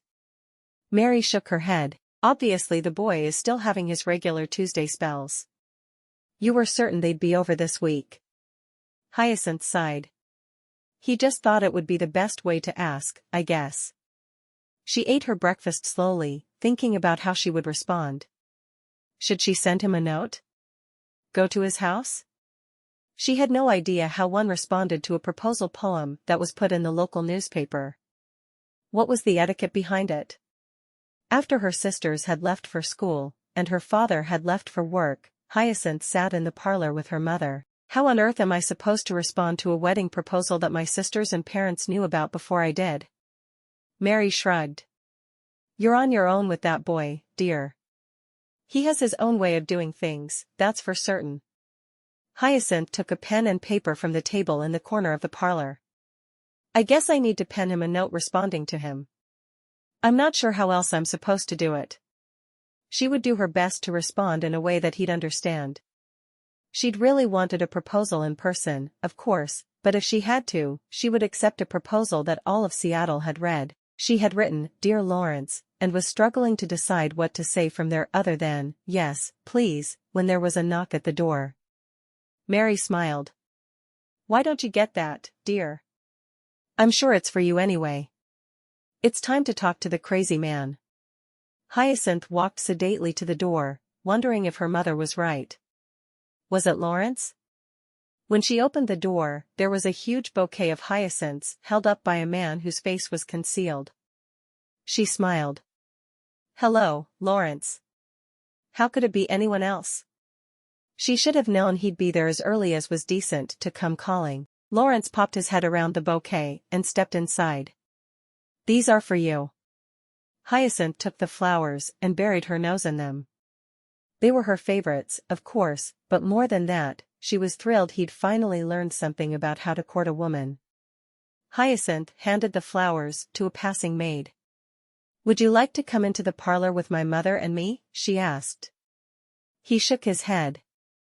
Digging deep into his pocket, he pulled out a ring with a beautiful diamond surrounded by tiny little amethysts. I thought you'd like a ring that matched your favorite flower, he told her, taking her left hand in his, and slipping the ring onto her finger. Hyacinth Sullivan, I'm a complete clod when it comes to courting a woman, but would you overlook that fact and marry me? Hyacinth looked down at the pretty ring adorning her finger and nodded, her eyes filled with tears. I'm happy to marry a clod like you. Although, a private proposal would have been nice. He grinned. This is your private proposal. I thought I needed to propose to you in the newspaper that made it all work for us. She laughed. That newspaper did nothing of the sort, but all right. She stepped into his arms and hugged him tight. I can't wait to be your wife. She knew that he would want it to happen quickly, just as she did. He kissed her forehead gently. I can't either. Let's get married today. Hyacinth stifled a giggle. She did have the dress, but her mother would kill them. Mama would murder us both. Let's go tell her. Hyacinth smiled. I think she knew it was coming. In fact, my whole family was giggling and staring at me all through breakfast. I had to finally demand to know what was going on to get them to settle down. She wasn't ashamed to admit that her family already knew what was happening. He took her hand and pulled her into the parlor. "Mrs. Sullivan? I'm going to marry your daughter." Mary stood and clapped her hands together. "Oh, that's wonderful." She looked between the two of them.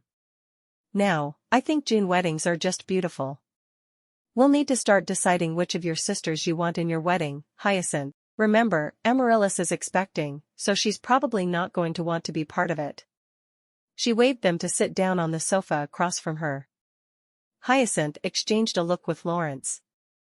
"Well, Lawrence wants to get married today, but I told him you'd never approve." She looked at her mother hopefully, really wishing she would just say it was fine for them to marry immediately, so she wouldn't have to go through the hassle of planning a wedding. Mary's eyes narrowed as she looked at her future son-in-law. "There have been too many rushed weddings already. You will do this one right." She again gestured to the sofa, and the couple sat there together, still holding hands. "Now, I'm thinking the first Saturday in June." She walked to the desk at the side of the room and picked up a pencil and paper, moving toward the other sofa, obviously ready to take notes on the discussion. Lawrence leaned forward, his face and voice earnest. "Tomorrow." Mary spun on him just as she was about to sit down. "No. No. No. Not tomorrow. Not today.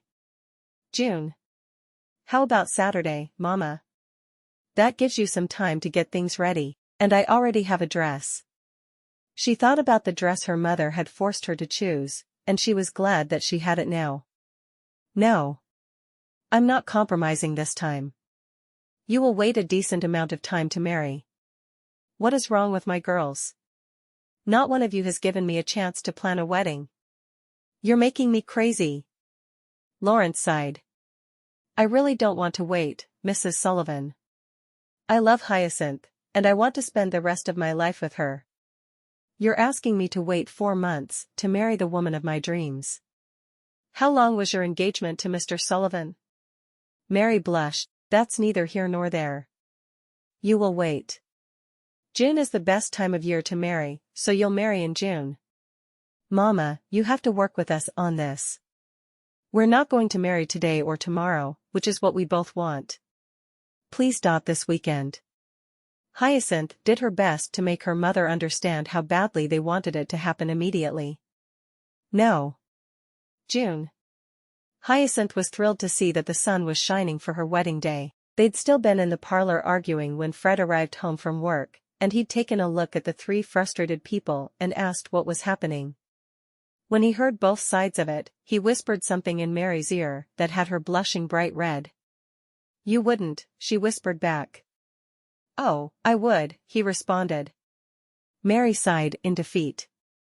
"Fine. Marry this Saturday. What do I care?" She'd immediately started penning notes to local business people to get everything organized. Every once in a while, she'd look up. "You know your sisters in Montana aren't going to have time to get here for the wedding. What do you care, though? You're getting married on Saturday." She'd look back down and scribble more notes. Finally, after she'd written 5 notes, she'd looked at the young couple across from her. "Since you're insisting on this early wedding, you're going to make it happen." They'd been dispatched to take notes all over town, arranging for their perfect wedding. When Hyacinth sat up in bed on the morning of her wedding, she saw that Violet was in her room with her watching her sleep. "What's wrong with you, Violet?" she asked. "Well, Lawrence told me to give you this the instant you woke up on the morning of your wedding." "You're awake." Hyacinth looked at her sister's hand, blinking twice to clear the sleep from her eyes. "Thank you." She held her hand out for the single hyacinth in her sister's fingers. She still had the flowers her fiancé had given her scattered throughout her room in different vases. She tucked the one in her hand into the vase on the table beside her bed. "Are you ready to be married?" Violet asked. Hyacinth put her hand on her stomach to calm the butterflies there. "Yes, I think I am." She was more than a little nervous, but every time she thought of Lawrence, she couldn't help but smile. He was a good man, and she couldn't wait to be his wife. There wasn't much time left to wait, either. Just a few more hours, and they would head to the church. I need to start getting ready. Hurry and get your bath. We're all going to help you get ready today. Hyacinth nodded, knowing it was part of the family's ritual. Every time one of them got married, the others gathered around. She was surprised Rose, Lily, and Amaryllis weren't already there. After her bath, she got back to her room and saw all 5 of her sisters that lived in Seattle waiting for her. She was glad she'd put her petticoat on under her bathrobe, because she knew there would be no way to kick her sisters out of her room as she dressed for the day. Rose pushed her into a chair and started to brush her hair out for her. Iris sat on the edge of the bed and calmly explained about how babies are made. Hyacinth turned to her younger sister in surprise. How do you know all that? Iris grinned. Medical books have a lot of information that doesn't pertain to illness. Hyacinth let out a brief laugh as the others kept working around her. Violet sat watching the whole thing, a pencil and paper in hand. She would occasionally turn the pages and start a new sketch, but Hyacinth had no idea what she was doing. Amaryllis gave a great deal of advice about marriage, some of it making sense, but some of it not. Just be glad you'll have servants from the beginning. The first 2 years we were married, I had to cook. You know what a terrible cook I am. Lily just stood leaning against the wall, watching the whole thing. When the hyacinth was placed in her hair, and she was deemed ready other than her dress, Rose and Lily worked together to pull her dress on, doing their best not to mess up her hair that had been so perfectly coiffed. Rose took a step back and wiped a tear from her eye. I can't believe Hyacinth is getting married.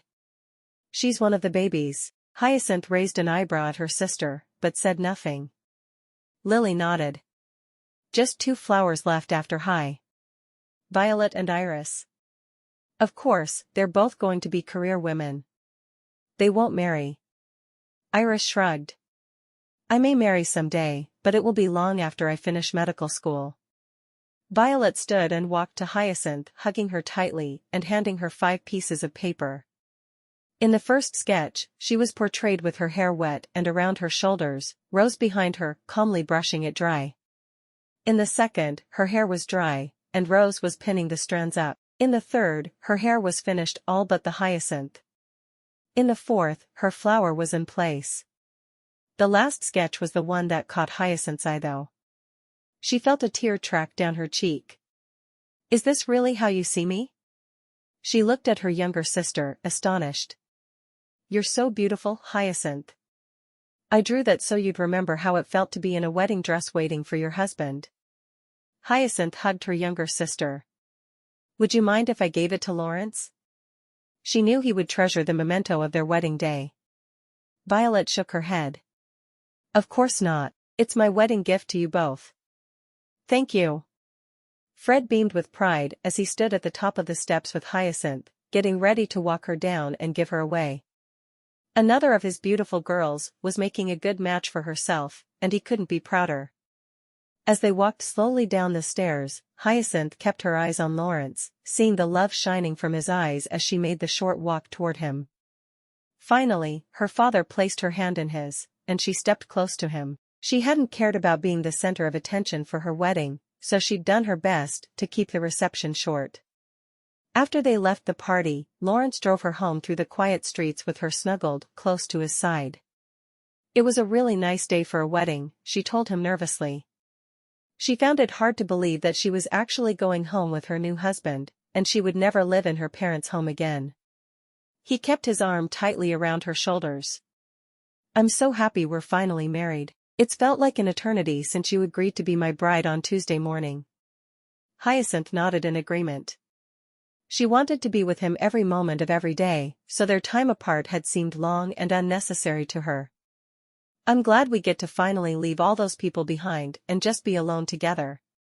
Yes, she was nervous, but she was even more excited about spending her life with the man beside her. He kissed her forehead as he pulled up in front of his small carriage house. He helped her down, walking with her to the door and sweeping her off her feet to carry her over the threshold. She giggled. Don't be silly, Lawrence. Put me down. I can't seem to do that, he said with a laugh. He carried her toward the stairs and straight up them. She saw 2 maids and a cook watching them as he carried her toward what she assumed was his bedroom, and she blushed. Everyone knows where you're taking me. How could she ever face the servants again? He laughed as he set her on her feet, closing the door behind them. You didn't think they knew I was going to make love to my beautiful new bride? His hands reached out, and he plucked the flower from her hair, setting it in a vase he'd already filled with water for just that purpose. She backed up a step as he walked toward her, removing his jacket as he went. You're my wife, and I'm going to enjoy every second with you. He tossed his jacket over a chair and removed his tie, throwing it onto the dresser. Stopping in front of her, he put his hand on her shoulder and turned her around so he could see the row of buttons down her back. He groaned. I suppose you'd be angry if I just ripped the buttons off the dress to get you out of it faster? She nodded, not sure if she could speak. He was acting very differently than she was used to. She wondered for a moment if it was Tuesday, but she knew it wasn't. Now that she knew what his Tuesday affliction was about, she had to stop blaming all of his odd behavior on the day of the week and just accept that Lawrence was odd at times. He carefully unfastened each button, pressing a kiss to the flesh he exposed after each one. Have I told you yet today that I love you more than I ever dreamed it was possible to love someone? She smiled. That was the Lawrence she knew. Not yet. I wouldn't mind hearing it, though. He leaned over and nipped her neck, grazing his teeth against her skin. I love you, Hyacinth Bennett. I'm so glad you agreed to spend your life with me. Finished with his task of unbuttoning her dress, he pushed it off her shoulders until it fell to a heap on the floor. She stepped out of it gracefully, wearing only her petticoats and corset. Turning to him, she cupped his face in her hands. And I love you, Lawrence. I love you so much. I never thought I'd find the kind of man I could love the way I love you. He leaned down and kissed her softly. Forever. Epilogue. Violet stood in the park, watching a lonely man walk along holding the hand of a small child. They stopped and talked for a moment, their eyes meeting. Violet's fingers flew over her sketch pad, capturing the moment. The love and pain in their eyes was almost more than she could bear. She usually only did portraits of her family members, choosing to work mostly on landscapes. Her upcoming exhibit at the new art gallery in Seattle was only meant to have landscapes, but she knew that this man and boy would be displayed prominently. There was something about the emotion on their faces that drew her to them. She wanted to hold them both close and tell them everything would be fine. Within a few moments, the pair had walked on, but she could see she'd done a credible job of sketching them, and she knew the looks on their faces would be implanted in her brain for her entire life. Anytime a person saw that much raw emotion, they couldn't help but remember it. Always. She tucked her sketch pad under her arm and walked down the street toward her home, wondering who she had drawn. She shook her head. It didn't really matter, she supposed. They were simply subjects. All the world was filled with subjects for her to draw. Why would they be any different? She tried to put them out of her mind as she rushed toward home. Hyacinth's book would be released the following day, having been accepted by Lawrence's publisher immediately. They would be celebrating that evening, and she was looking forward to it. Hyacinth said she had other news as well, but it didn't take a genius to figure out what that news was. She'd already watched 3 of her sisters through their pregnancies. She knew the signs as well as anyone else. She smiled as she thought about another niece or nephew. Another tiny little face to paint. Another child to hold close. She'd chosen a career over a family, refusing the suit of every man who had asked her, not that there had been a great deal. Everyone had always known she was going to be an artist. She had no time for love. She looked down at the sketch she'd made of the man and boy in the park. Sometimes, she wished it could be different, though. The kind of love she saw between the two was something she'd never feel. Sighing, she continued her journey home. She had her family. They wouldn't let her be lonely.